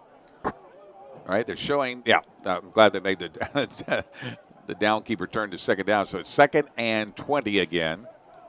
Going back to that, what we had talked about before, you got the Toros. They got 9 different Toros receivers that caught a pass tonight. That is just impressive. Even when you bring in your backup, that is impressive. You're going to putting the ball all over the field. Umpire having a little discussion that time with Durham, but Durham has got his mind clear, dumps it off to Henry again. Henry down the near sideline, has running room, tries to cut back to the inside. He is stopped after he crosses midfield, but not before they mark him down at the 48-yard line, and that's the 48-yard line for Tall City.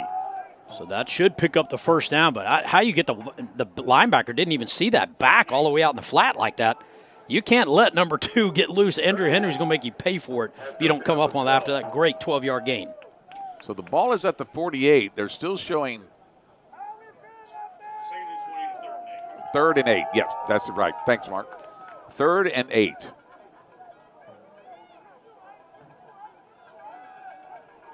Now he's got his man. Oh, it's a quick pass, but great defensive effort by that time. They really stop him short of the original line of scrimmage. I don't know if that was trying to set up a wide receiver screen or was just a comeback route. Yeah, just a comeback route. I think he came back because he saw he was in trouble, right? They did, and the lineman couldn't get out there in time. The pass was real quick, and it was fast. Got to the outside. Lineman couldn't get – that was a wide receiver screen off of that. But, yeah, missed opportunity for the Toros. This is going to be 4th down. And Cam Eccles took a big hit that time as well.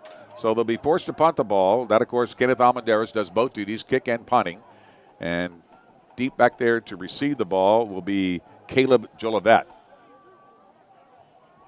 Yeah, you're going to need another player. Yeah, there. Yeah, I was going to say, get Henry back in his special teams position. Look a little short on the players. He can do everything. Wide receiver, running back, special teams. Almendarez with a boot. It's a good one. He calls for the fair catch, but Almendarez tried to get it to go out of bounds, but unfortunately goes back into the end zone for the touchback. What a boom right there. With the wind behind him like that, it gave him a little extra boost on the punt. 1:37 to play here in the third quarter, and the Toros are dominating on the scoreboard, 58-0. Their largest lead, or I should say their largest margin of victory, was a 71-0 preseason game against the Tennessee Hortons, and then 24-0 was their game against Texas Syndicate before they had the bye week. And it took them about a half a quarter to get their timing back tonight, but when they got it back, it has been all Toros since. Well, I think you aptly pointed out they're coming off that bye week, and sometimes bye weeks are great for healing the body and getting your players back into but your timing is off, and you don't play at that same level that you do in the game, and you have that connection, quarterback, wide receiver like that. They were a little off. They got that cleaned up here in the second quarter, and definitely here in the second half, as they're still up 58-0. But yeah, the Toros coming off that bye week, a little sketchy at the beginning. They really got it together now. Fakes the throw, gets the handoff, and he's undercut as he tries to get back to the line of scrimmage. He may have picked up a yard on the play, but that was number 2 on the carry, Josh King Bradley. Watch number 37, Miles McHenry, come in at the tail end here and boom, just took the legs out. That's what you want. If you're going to come up and hit on a running back who already has some traffic, what I call traffic in the upper area, go for that lower leg. Take the legs out. He can't go anywhere. 37 played that perfect. All right, they gave him a half a yard on the play. So it's second down, 9.5 to go.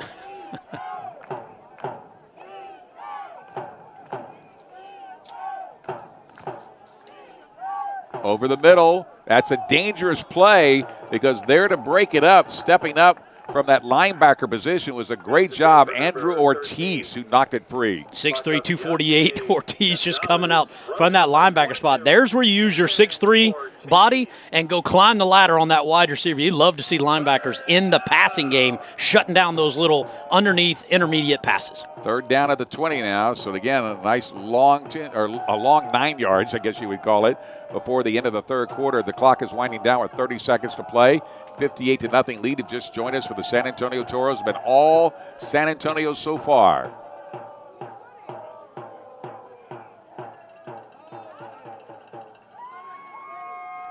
Got a man over the middle, but again, broken up that time by guess who?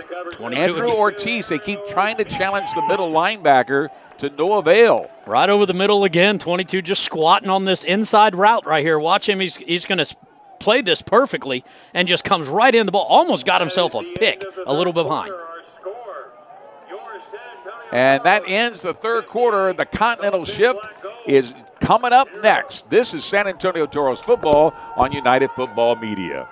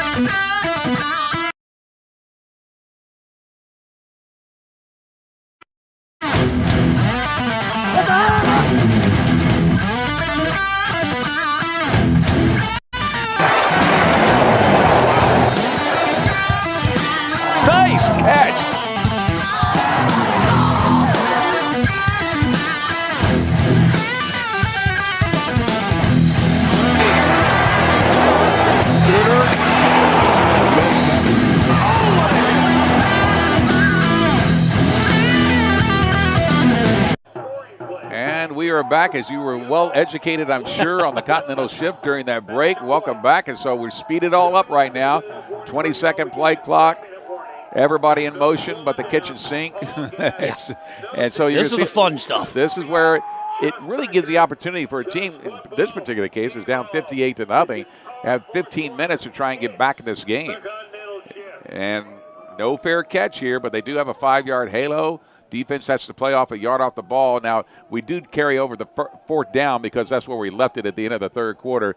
So the Toros will take possession here, and we'll go to that Continental shift now as a result of the change of play.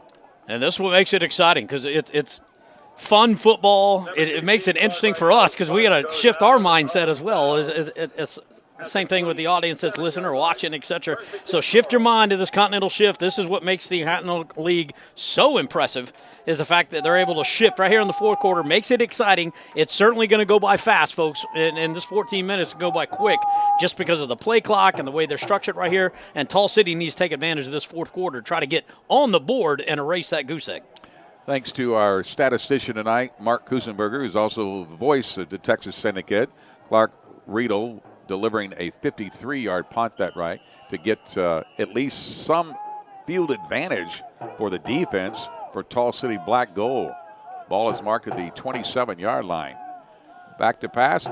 Tries to just lay it out there, and Harris is mad at himself because he thought that was going to be an easy, at least 15 to 20-yard gain, and now Will Arndt is back in the game to quarterback.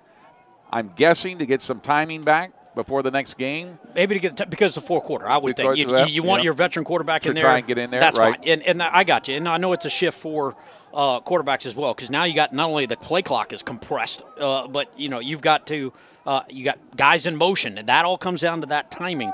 And right there, as you see, the advantage of having guys in motion, they get it open quick because that defensive line has got to stay 1 yard off, and that gets the defense pinned back a little bit further. And you raise an excellent point, kid. He has the veteran knowledge of doing the Continental shift. A low ball was able to receive it, and they say he caught it. Caught it at the 39-yard line. That's Cam Eccles out there on the sideline. See him in motion at the very bottom of your screen. Puts the jets on and then puts the brakes on and comes back. Watch this catch right here. Yep, absolute catch. Way low like that. Arndt put it low, and he went down and got it for a first down. That's why he's a TCU grad right there, being able to make plays like that. Mm-hmm. Set himself up with a first down at the 39-yard line. This is going to be a great shot of all the guys that are in motion there right before snap. There we go. And now Arndt's looking to try and find somebody. He does. Shakes off the would-be tackle that time. Is able to get some extra yards across midfield. That is Cam Eccles again. Cam has been a favorite target here to start this fourth Continental shift quarter. Absolutely. 2 back-to-back passes in a row. He's already got a touchdown on the night. But watch the effort after. That's the yards after catch, the yaks, if you will. That's big for the Toros. And when you got big body receivers like that who are chomping at the bit to get those extra yards, that's the result. And that's going to be a first down. Ball at midfield. All right, just again putting together another drive here and using clock at the same time. Remember, everything speeds up here with a 20-second play clock. So you have to get that snap off quicker. There's a shovel pass again, trying to get it to Graham. They do. He only picks up a yard on the play.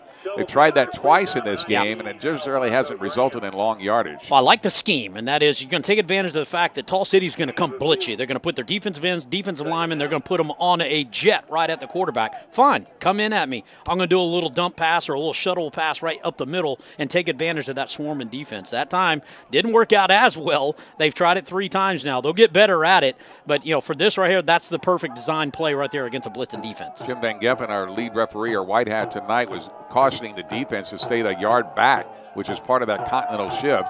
2 men in motion that time going towards the line of scrimmage. Arndt's going to put it up. He's got a man fighting for position. Now he goes down, and there is a flag. They'll call it pass interference on Tall City Black Gold. There's another flag thrown right then. I think that's just in support. I don't think that's for arguing the play. But we're about to find out. But as you can see from the camera angle there, we got 2 yellow flags down on the field. They found Wayne Ruby, number 6, wide open like that. Pass interference on him. But that was a battle for the ball. 50-50 ball up in the air. You'll see it here on the replay. High ball, sailed up there, trying to come back for it. Defender's got his head turned. I like it, but he ran into the wide receiver. That's an easy flag for the refs to throw. All the way down to the 16-yard line, so that penalty puts him in scoring position again inside the 20-yard line. 2-minute motion again. Art back to pass. Goes to his check down man. That is Henry. Henry gets bounced around. He stays on his feet and picks up another couple of yards in the process. He's trying to fight his way back to the line of scrimmage. He is just elusive. Watch this replay right here. He gets to the outside, and I think it was number 73. That'd be Logan Weedman. We were just talking about him and his upcoming wedding right here. But what? No, 73 off the backside. But watch this. I mean, just battling. You got big old linemen that were down there trying to help out the receiver who's just battling to try to get some yards. Andrew Henry trying to find something positive for the Toros. The ball is marked at the 18-yard line now, so a loss of 2 on the play.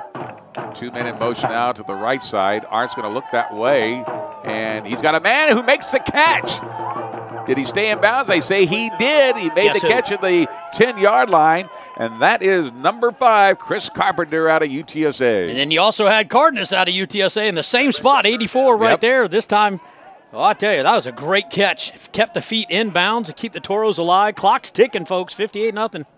And they used Cardenas almost as a shield that time to where you can't see the ball. He's so tall. He's 6'4", 265 pounds. They use him basically as a shield on that play. Here we are at the 10-yard line now on 3rd down. Handoff goes to Graham inside. He tries to get in past that, pick up enough for a first down, but it's going to be 4th down, so more than likely they go to Almendares for a field goal attempt. Nope, my bad, 3rd down. I'm looking at the down keeper. I'm looking at the poor down keeper. So they had to get a first down on that play in order to make it happen. So basically they took that chance, and as a result, on 3rd down, due to Canadian football rules, now Tall City would take possession, but it's actually better than a punt. That's better than a punt, right? To pin them back so they don't get the field goal attempt because we are on 3rd down only in the 4th quarter.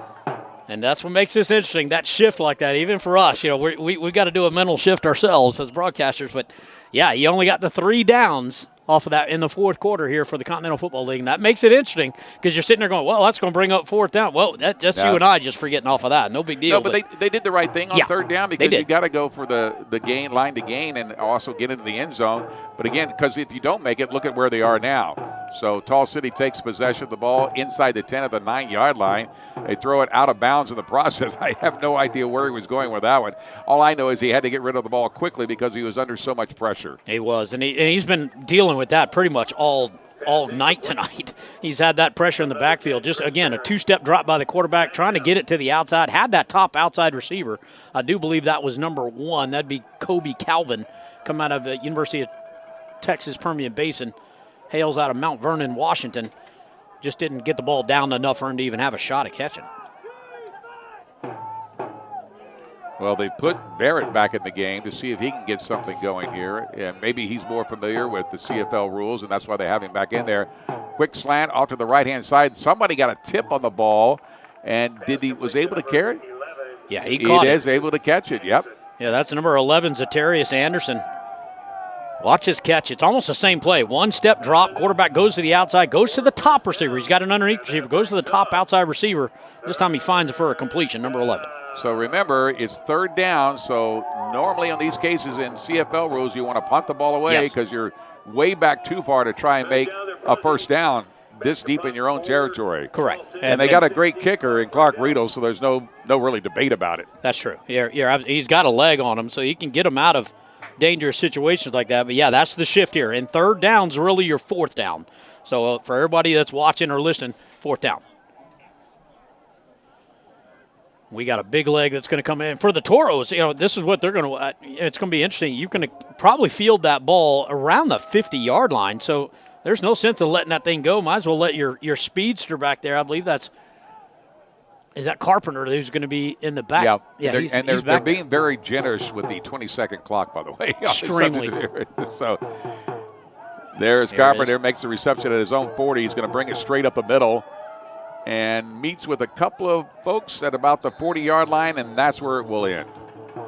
Yeah, good call. He'll get that on the Tall City side at the 40-yard line, but that was a great return by Carpenter. But I mean, just going back to the Toros and just their efficiency, even though that we're now in the Continental Shift, you bring in your veteran quarterback who has played in that league and knows the rules, etc. I like the fact that you're now letting Kelvin Durham, your backup quarterback, witness this and see it. And we'll take a break with that. The San Antonio Toros lead with 6.5 minutes to play in the game. 58-0. Toros football on United Football Media.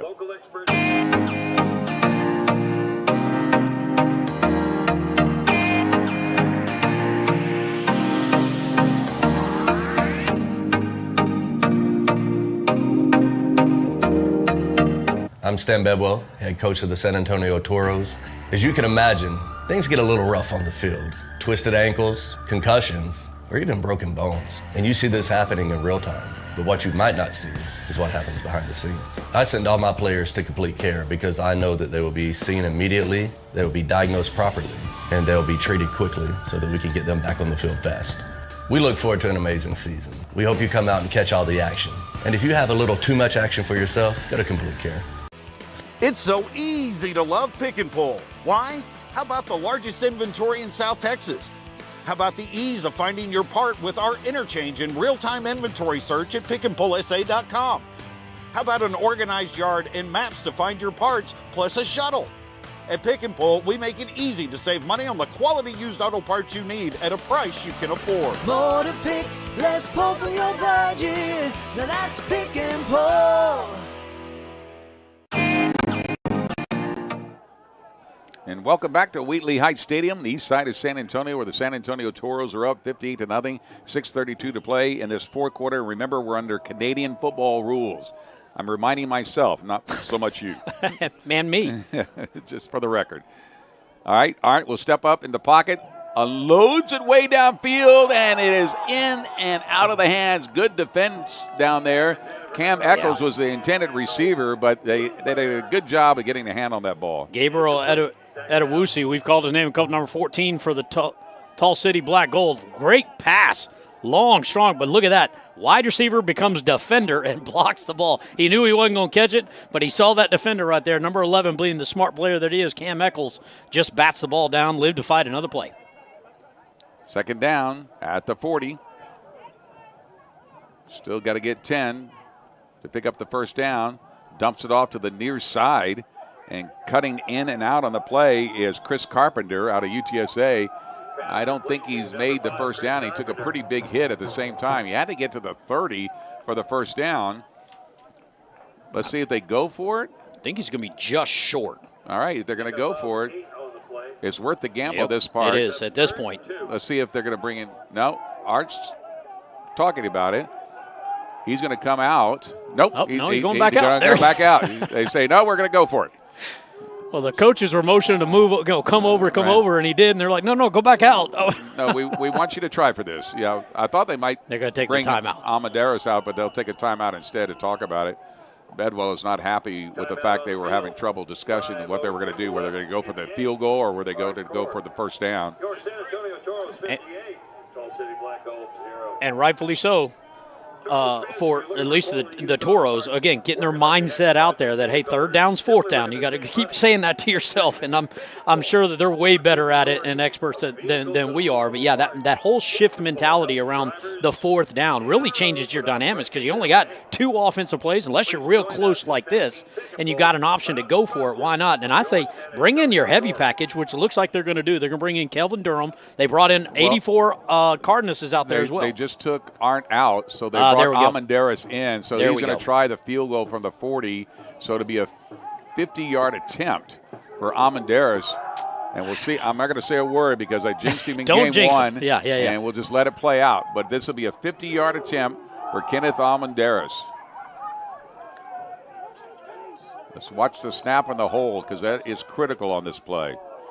Snap is good. Hold is good. The kick is up, and it is no good. That's got some leg. He's got a leg on it. Oh, they say it is good. It is good. Oh, my goodness. It looked like they had missed. There was some discussion between the officials, but the 50-yard attempt is good. What a leg on Almaderis. That's the second field goal of the night for him. That's a long one with the leg coming into it. And that, I hate to point it out, that was into the wind. Into the wind down on that end. The 50-yard line. There, it looked like they were very long in delay of whether rule that was kick was good or not, but they eventually say it's good. Let's take a look at that again because I'd like to see where it wound up. He had plenty of leg on the play. I was looking to see it went wide right because everybody's looking that direction. See how? But they say it got inside that upright on the left side. Look, they're talking about it to each other. It's good. Yes, okay. But that was a long delay. You and I were almost in cardiac arrest waiting for that to happen. I did not think it was good by the way they were looking up and looking at each other. But they finally agreed it was good, and as a result, we've now increased that score to 59-0. No, take that back. Yeah. 59. That's right, 1 point.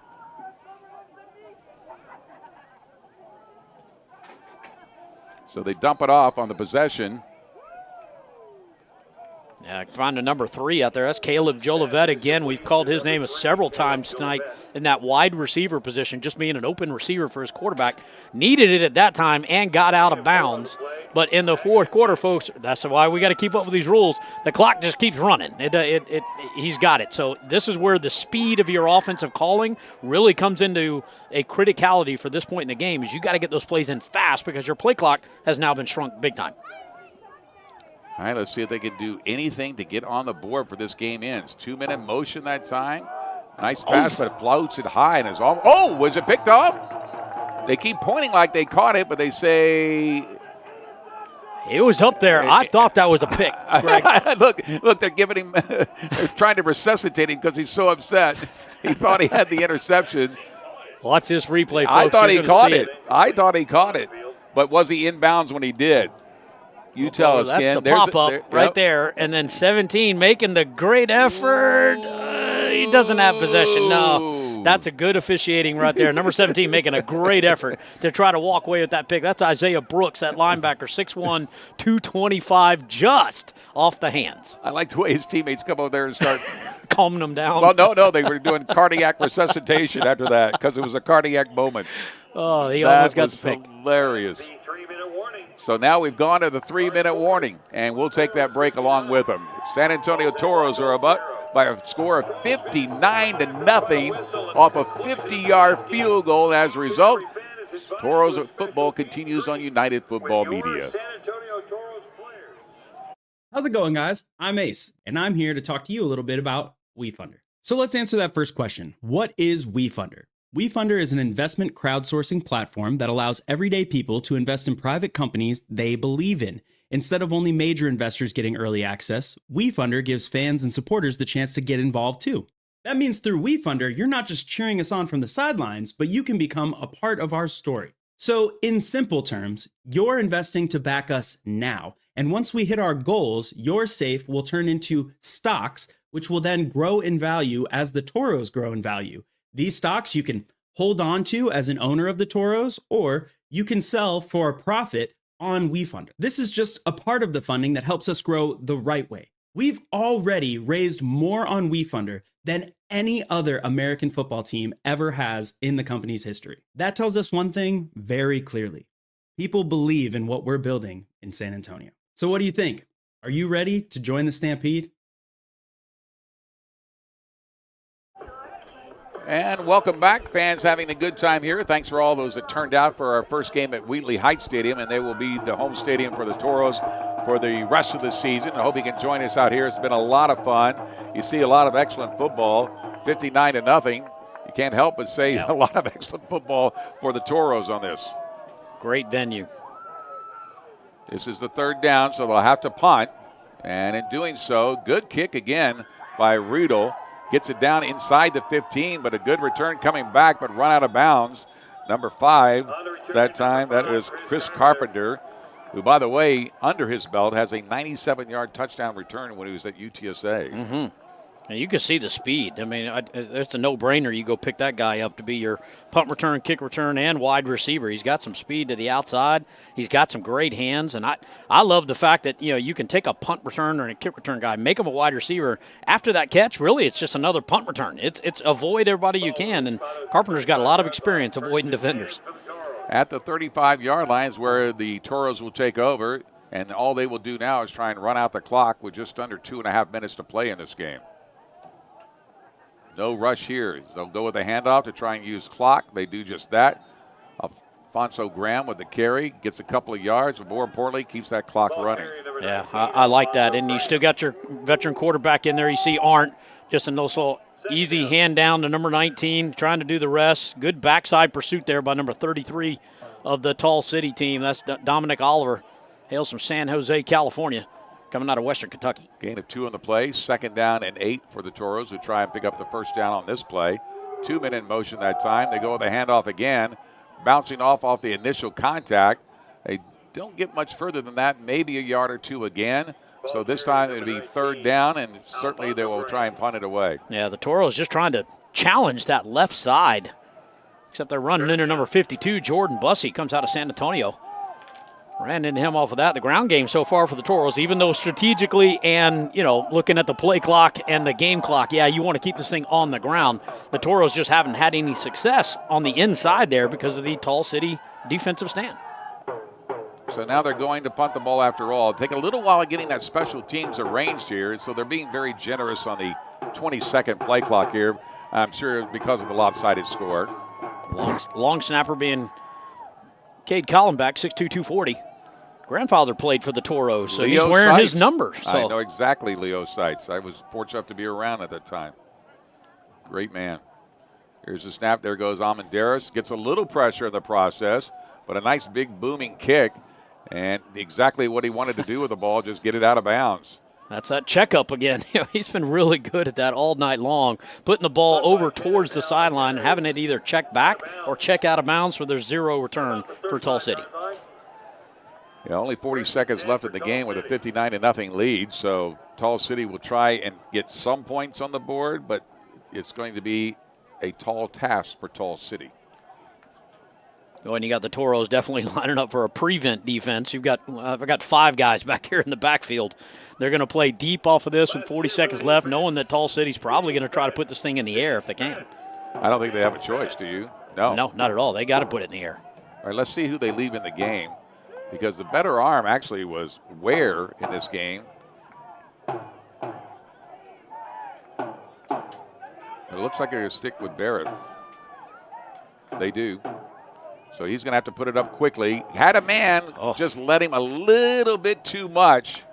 It was Caleb Jolivet, who was the intended wide receiver, but just let him a little too much. Well, and you've got just a little too much over that, but got some stats over here. We got Tall City. They need 65 yards for a touchdown. They had 60 total yards of offense. And I believe that's going to be game because they're going to keep the running clock on this, and as a result, that's it. Clock hits 0, and the San Antonio Toros score their 3rd consecutive shutout of this season in fine fashion on both offense, defense, and special teams. Our final score here at Wheatley Heights Stadium on the east side of San Antonio, 59-0. We'll be back with the highlights and wrap it up for you and give you our player of the game when San Antonio Toros football continues on United Football Media. Join us tonight at Wheatley Heights Sports Complex. Your commercial roof doesn't need replacing, it needs Parker Spray. We restore roofs with seamless poly coating designed to seal, protect, and last. Backed by over 20 years of hands-on experience, we deliver precision, durability, and dependable results every time. Serving San Antonio and surrounding communities? Call Parker Spray today at 210-639-3418. In today's world, security isn't optional. It's precision, it's preparation, it's protection. Primus Consulting Group delivers world-class security solutions across Texas and around the globe. From private protection and large-scale event security to investigations, canine operations, and elite training, their team of former law enforcement and special operation professionals protect what matters most: Because when safety is on the line, experience makes the difference. Primus Consulting Group, proud sponsor of your San Antonio Toros. The San Antonio Toros and South Texas Spine and Surgical Hospital and Outpatient Center are teaming up for San Antonio. We're proud to support our community with expert, exceptional care in spine, orthopedics, pain management, and cardiac services. And this June, we're growing even stronger with a new service line and added support through our new physician practice, South Texas Surgical and Specialty Group. It's all part of our commitment to deliver championship-level care right here at home.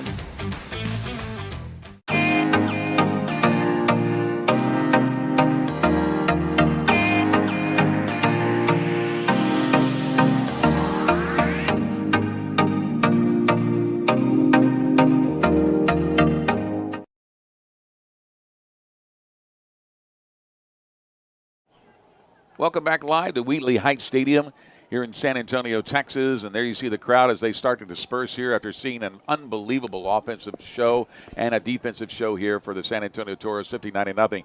Let's go back to that field goal attempt by Almendarez briefly here, the 50-yard attempt. And I believe the reason why there was somewhat of a discussion in the officials here, to take another look at this, is that, remember, in the Canadian football rules, the Rouge, you get a point awarded if you're able to kick the ball out of the end zone untouched. Untouched. That's the key. And so I believe that's why they're looking at each other, trying to figure out, was it a field goal that's good for 3, or was it a Rouge play in this case, which is good for a 1? And I think that's what took so long in the discussion before they signaled the 1 point, which was instead of a 3 points in that case, and that's why it was 59-0. Where that would have been erased is if that defender back there would have just touched the ball.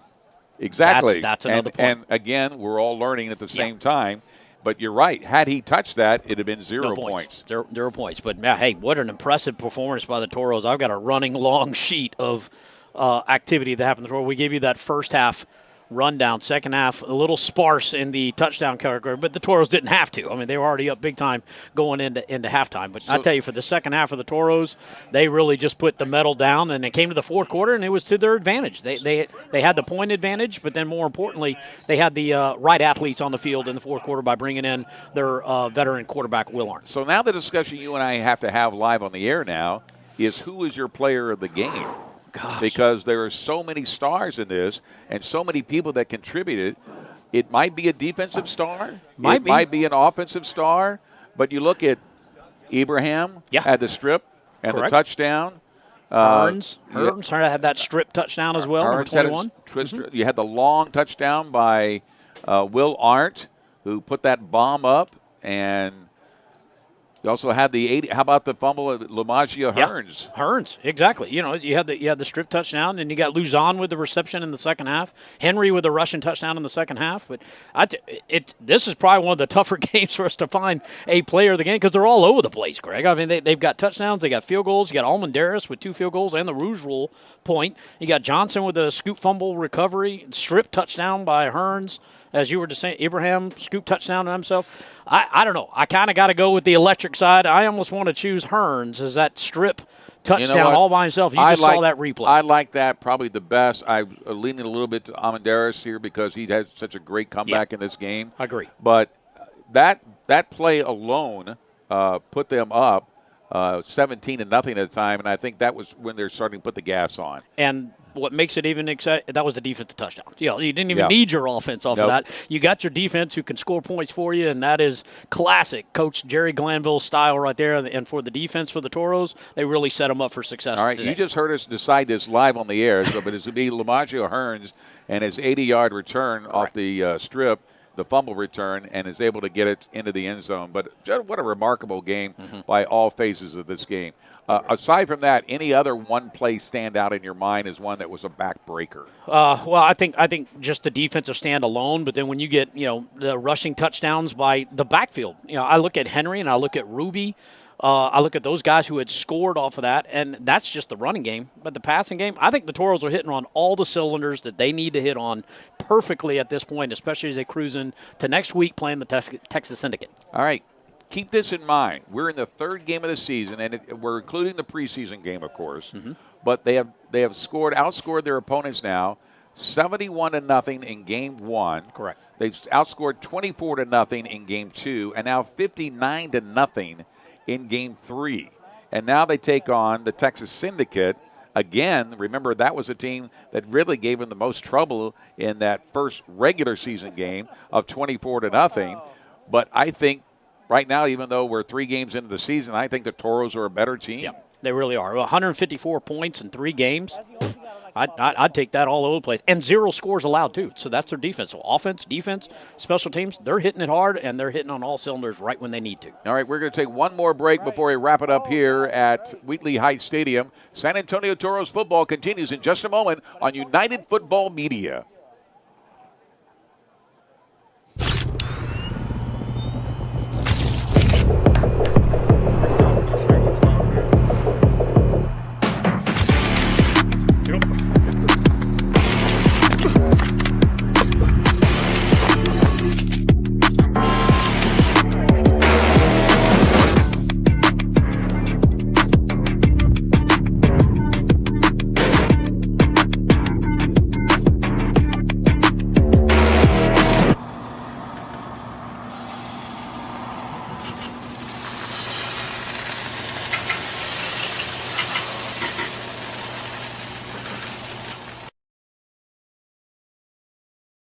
The best high school football coverage can only be found on Texas Sports Productions, on the app, streaming, and on TV.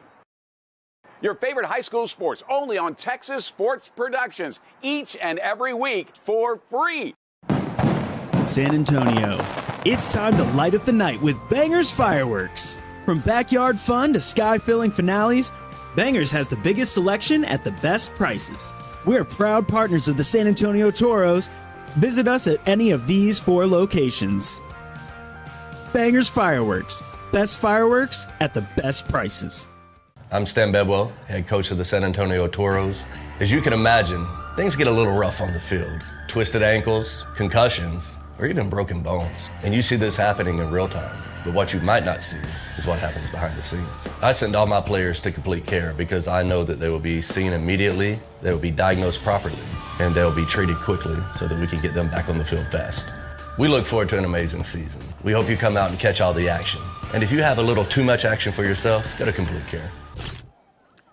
There's a nice look at Wheatley Heights Stadium, which will be the home of the San Antonio Toros from this point going forward in this season. Hope to see you next week when they play host to the Texas Syndicate here, and that will be on Saturday night, not Sunday night. Yeah, but it will also be a 7 o'clock start, so a little bit of short week for all of us. And Ken, I know there's some stats that are pretty astounding here, so please feel free to read off so we can ooh and ah with you. Beautiful venue here, you're right, at this stadium. It's going to be a perfect home for the San Antonio Toros. But look at just at the San Antonio Toros, not only is this venue impressive, but impressive stat-wise for the Toros' whole game. You've got Henry with 74 yards on rushing and a touchdown on the night. Will Arndt with a touchdown, a 1-yard touchdown leap by the quarterback there. Alfonso Graham walks out of here with 21 total yards, and that was a great one right there. For Arndt alone, he was 15 of 25 for 187 yards and 3 touchdowns. Folks, that is just impressive. And then you bring in even more impressive, and that's a backup. That's Kevin Durham. He's 7 for 9 for 108 and a touchdown. So quarterbacks posted touchdowns in the air tonight. That's his first game. Yeah, first game. First 2 passes. One was a big one. The second one was a touchdown. Pretty amazing. So that's not bad for your backup quarterback to come in and play like that. And then over on the receiving side, all over the place. The top yard gainer tonight, Chris Carpenter, UTSA grad, number 5. He's got 116 yards tonight, 1 touchdown. You've got the next guy up was Lance Luzon, 65 yards and a touchdown. And then Cam Eccles, 41 yards and 1 touchdown. That rounds out your top 3 wide receivers. And I could go through more wide receivers on the stats. I'm going to stop at the top 3. But as our great statistician Mark Kusenberger pointed out, I mean, every single wide receiver that was probably eligible to catch the ball caught a ball tonight. So who was suited up. For the Toros, great display of their offensive power that they have through the air. I'm excited to see what they're going to bring next week to the Texas Syndicate. I have a strong suspicion it's going to look a lot like tonight. Ball everywhere with led by number 8 and their quarterback, Will Arndt. Well, you hope you join us for that because that's another home game. This will be second game in a row here at home, but the second game here at Wheatley Heights. It is a very nice stadium. A lot of parking out here. We'd love to see you out here. If we can't make it to the game, obviously we hope you'll join us on United Football Media. And I believe that's it for the break department. So, we do need one more. We'll take one more as a result. We'll wrap it up when we come back. San Antonio Toros football on United Football Media.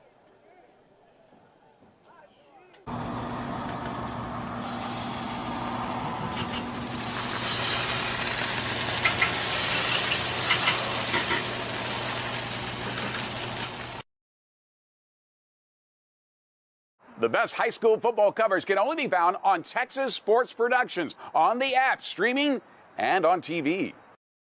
Your favorite high school sports only on Texas Sports Productions, each and every week for free.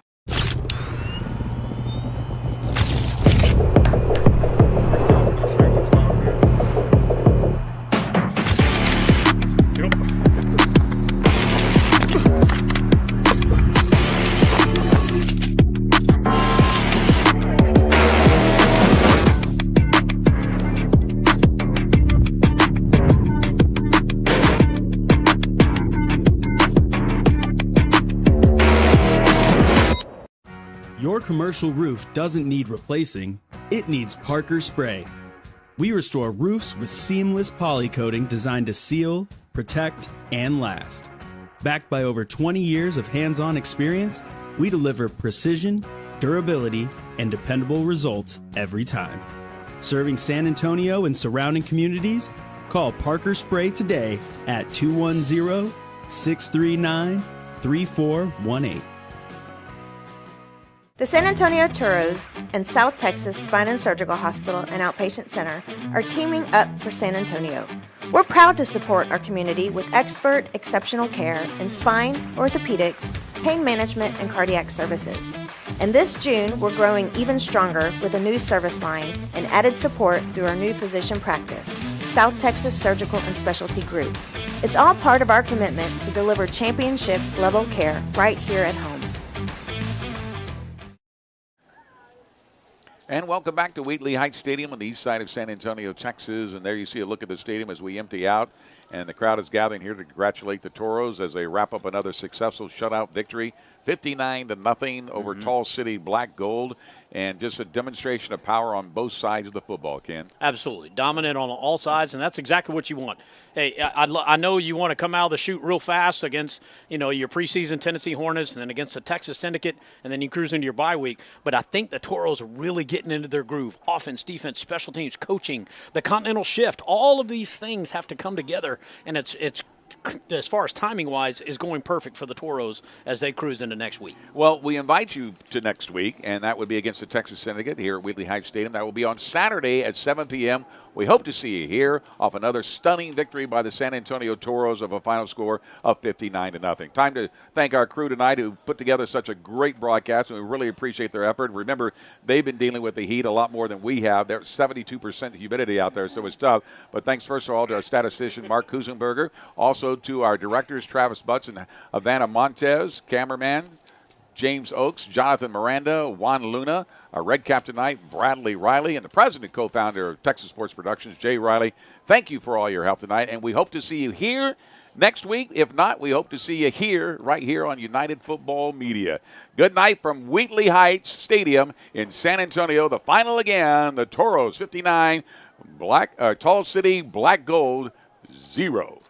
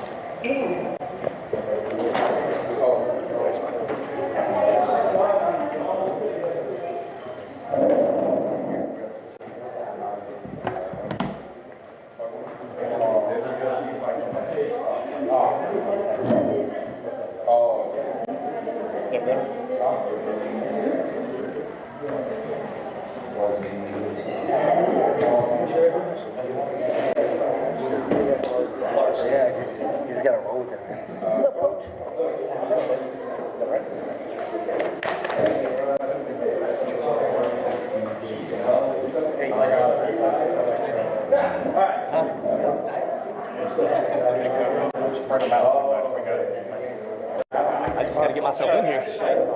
I'll get us going. I'll do like the first 3 minutes. 4 of us? 4 of y'all. We'll see. I'll see what you put up with. Yeah, we got this. Andrew, we're sponsored by this. Is that vodka? Yeah, we're sponsored. Hey, give me a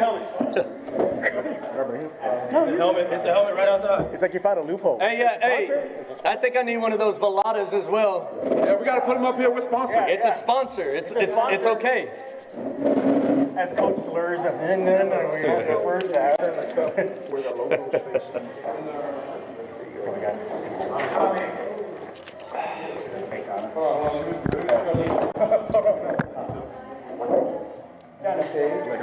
Cold here? All right. We're live. Right behind you. There we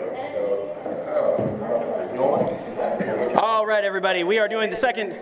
Well, good. I'll drink. We are doing our second portion of the press conference. This is going to be the Toros half. We have head coach Stan Bedwell. We have defensive player of the game Lumagia Hearns, who had an interception for a touchdown in the first half. We have Cam Eccles-Luper, who had a touchdown. And we have Andrew Henry, who claims he had over 100 all-purpose yards. Claims. Claims. Yeah. But they are sitting here in front of the electrolytes, the Vita Coca Extra Coconut Electrolyte Water, and they are drinking Vlada Vodka. Questions open. As this gentleman found the loophole for the Velada. Coach, start with you. Your opening comments, opening thoughts on the game. You know, I thought we started really slow offensively. I don't think in the first quarter, I don't think we completed a pass past the line of scrimmage. Mm-hmm. So credit to the Black Gold for coming out and making us work for it. But like I kind of said all year, when you have Jerry Glanville running the defense, you get a lot of mulligans as an offensive play caller. Sure. So when we were going slow, he decided to score some points himself. But you know, as we settled in, we started finding things that worked, and we just, you know, that's the thing is I think the thing that people forget about is, I mean, we're still only sitting at around 12 practices now, which is less than what a normal camp is. Mm-hmm. So it's still a work in progress. Yeah. We gave the guys the entire week off last week. We let them go home. Mm-hmm. So came back energized this week. We're excited. We're getting better every week. But, you know, short week now. We have a game on Saturday against the Syndicate, who gave us a really tough game last time. So got to keep working. Yeah. Sir, you know, you heard Coach right now say the start of the game was a little bit on the slow side.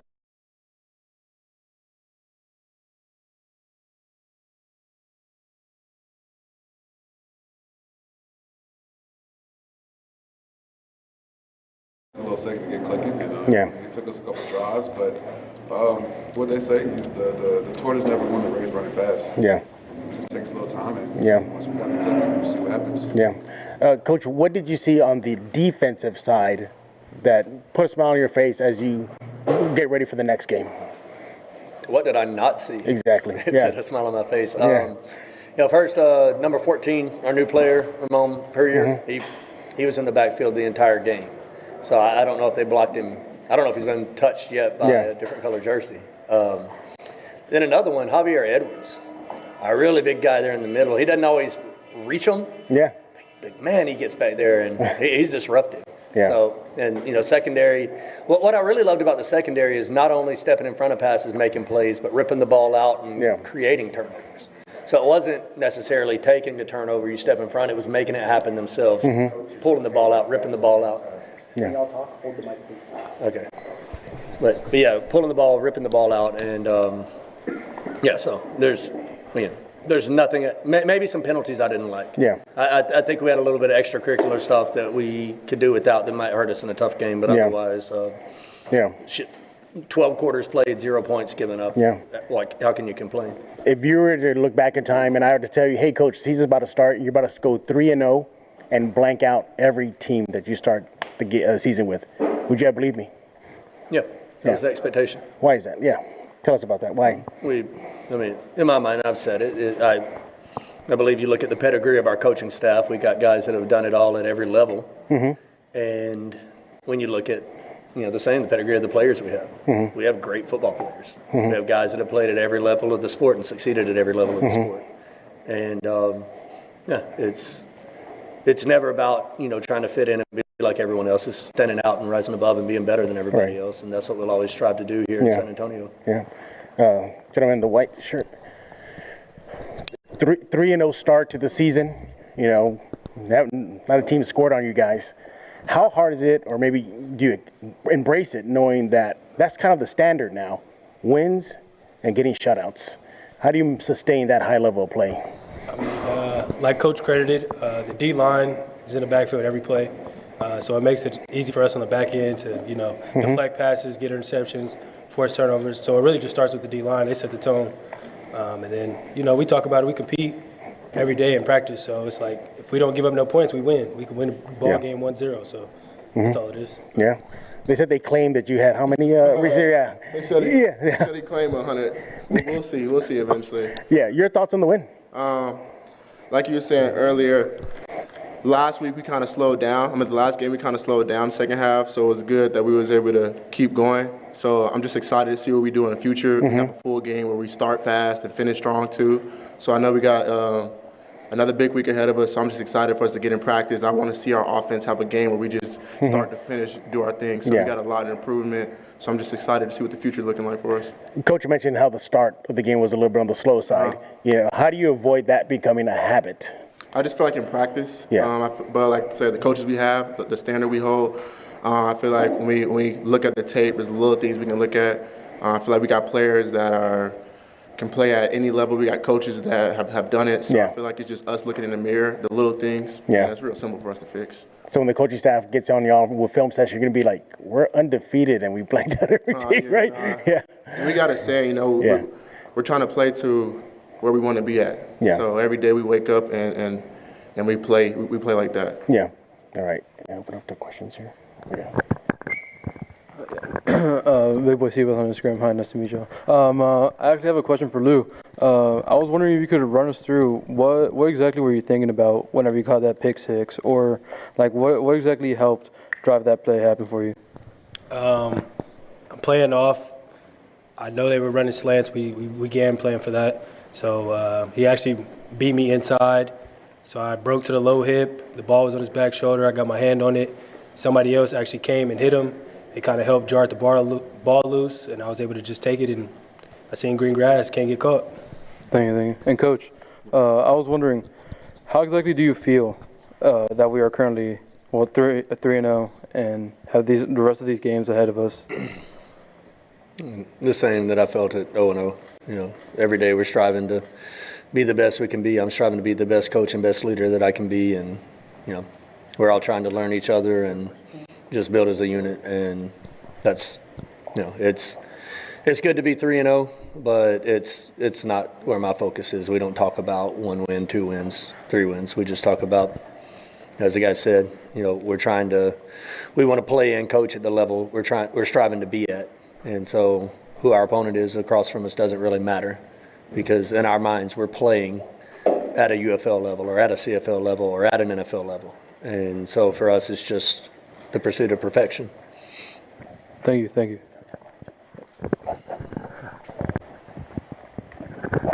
How y'all doing, guys? I'm with San Antonio Lifestyle 2 on TikTok. I streamed y'all's whole game. This is y'all's 3rd game of the season. Is there a specific team that y'all are looking forward to playing against? In my mind, I'll let these guys say what they want. I could care less who's across from us. We just want to go out and be the best we can be. Can I say what I want? Say what you want. Here we go. We want the UFL. Ooh, that's a good one. I like that. That's a mic drop right there.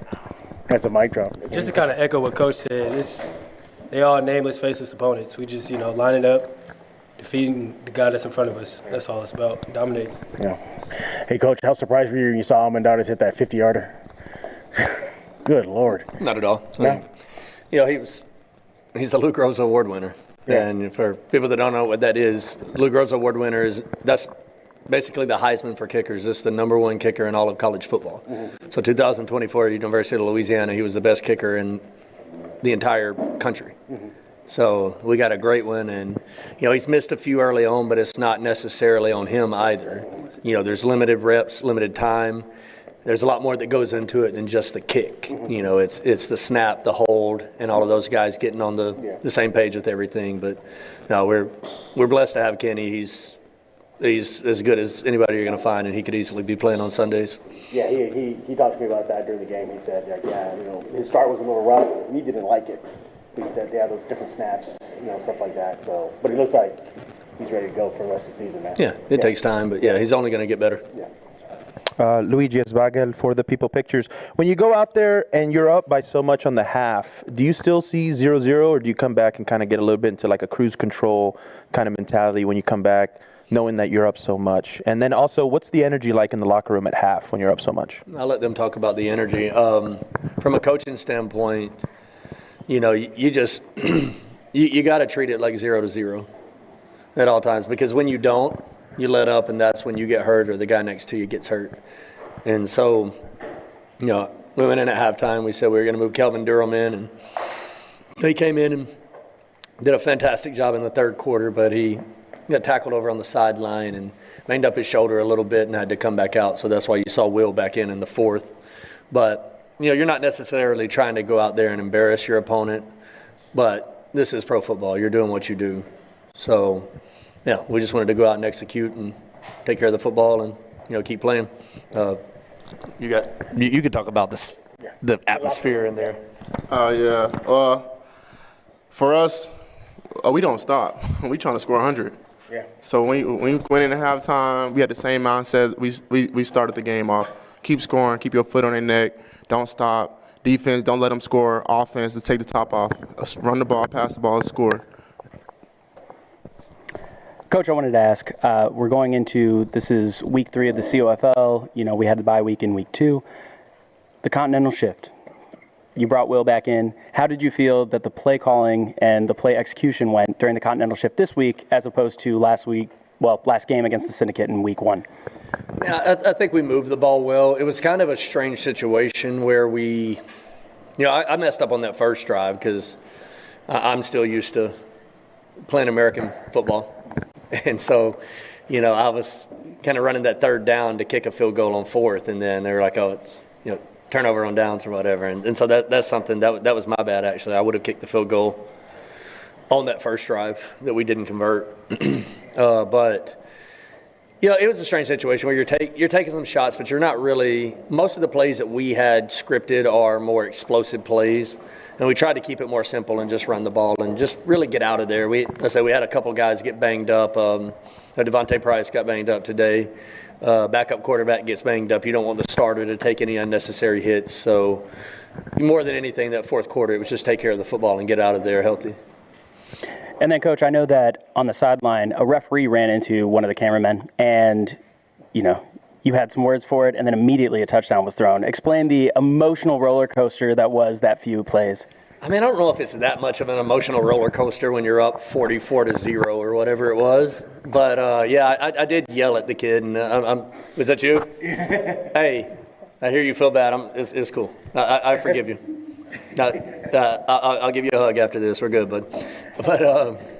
But I actually told Kelvin that he should come and thank you because, you know, we were running the ball. I had a run play called, but then you put us way back there behind the sticks, a 2nd and 19, so had to go vertical, and then Kelvin just threw a perfect deep ball for a touchdown. So, you know, I guess it worked out well for him. So, yeah, you might be up here talking right now. You were instrumental in this victory. Does he get the game ball? I mean, Kelvin should probably give him something. One or two more questions. Yeah. I'll give you my last question here. Coach, your thoughts on the game ahead? Anything you want to see cleaned up before y'all take the field again? Yeah, I mean, we got the syndicate coming to town next weekend, and I say you saw it, for the last 2.5 quarters that we played the syndicate, we haven't scored a point. You know, went up 24-0 midway through the second quarter, and then had turnovers and just a lot of mistakes. And so I think, you know, for all of our guys, I think that's something that we'll take personal because we feel like we should have put up a lot more points than what we did last week. And, you know, that's not something we want to do again. They have a really good defense. They run a good system there. So, you know, we know that our work's cut out for us, but we just got to keep getting better at what we're doing and, you know, expecting a similar result to what we've been having. Real quick, each player talk about next week's game.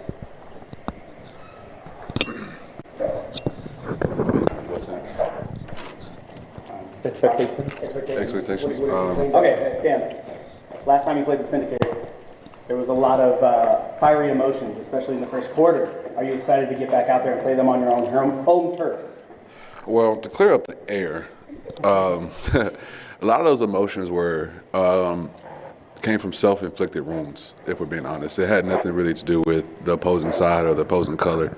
It was more of the standard that we set for ourselves. You know, we emphasize coming out strong, finishing strong, and like like Coach said, you know, we hit a little dull moment, and that happened before halftime. So it's really just a standard we set. But expectations, honestly, is what we come out and do every Monday and Tuesday is, you know, perfect ball. You know, some of us take it serious, you know, as serious as others. But honestly, man, we're just expecting to come out here and continue to do what we do, and that's, you know, continue to get a W. Andrew, Devontae went down. He had, a shoulder injury. There's a possibility he doesn't play next week. What does that mean for you and Zoe? You know, there's only two of you now. The workload is going to go up. What does that mean? I mean, first off, prayers to him, and I'm hoping he get a speedy recovery. We're not sure how that is, but Price is a good friend of mine outside of this, and I'm praying for everything good. But on me and Zoe's side, I just feel like we just need to show up and take care of business. This is pro football. Things like this happen every day. It could have been any of us, just like quarterback situation. Guys fall down, the next guy got to step up, so we just got to be ready. And I feel like our running back room, it's more like 1A, 2A, 3A, so we're all guys. So I feel like we're just excited to go out there and play, and especially the opponent we got. I feel like last time we played them, we let them feel like they were on the same level or same standard as us, so I'm excited to go out there and show how we play Toros football.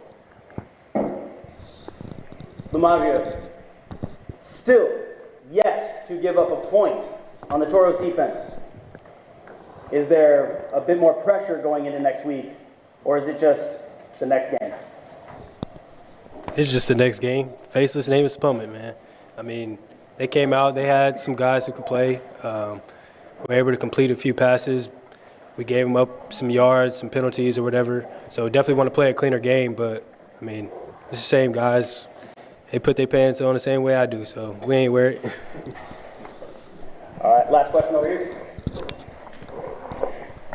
All right, guys, this is my last question. Being that y'all are from different locations all throughout, for breakfast, Do y'all prefer pancakes or tacos, breakfast tacos? If I can get a response from each one of y'all, please. Breakfast tacos. Breakfast tacos. But from where? Okay. You got to answer me this, but from where? From tacos from where? You know, like what, like. What you mean? Talking about pancakes from IHOP? No, just what do you prefer for breakfast? Do you prefer, breakfast tacos or anything else? Because in San Antonio, breakfast tacos is a big thing. I mean, I'm not going to lie. I'm going to take breakfast tacos, but I be loving some pancakes. Okay. I love some pancakes. All right. I'm going breakfast tacos if I can get brisket. Because we in Texas, little Tex-Mex brisket breakfast taco, I'm with that. Yeah, there we go. That's right. See, I'm from Cali, so I haven't discovered the hype yet, so I'm going to say pancakes. Okay. Whenever y'all get a chance, guys, make your way to Don Pedro's on the south side. Best breakfast tacos, guys. Here you go, brother. All right, this will conclude our press conference. Thank you, everybody, for attending. Thank you so much to the Black Gold. That was a very hard-fought game. We love that they drove down from Midland to play for us. Also, we stand with Midland. We were very upset to hear about the news from them, and we are very happy that they were still able to make down to the game. It was a great game. Thank you, guys.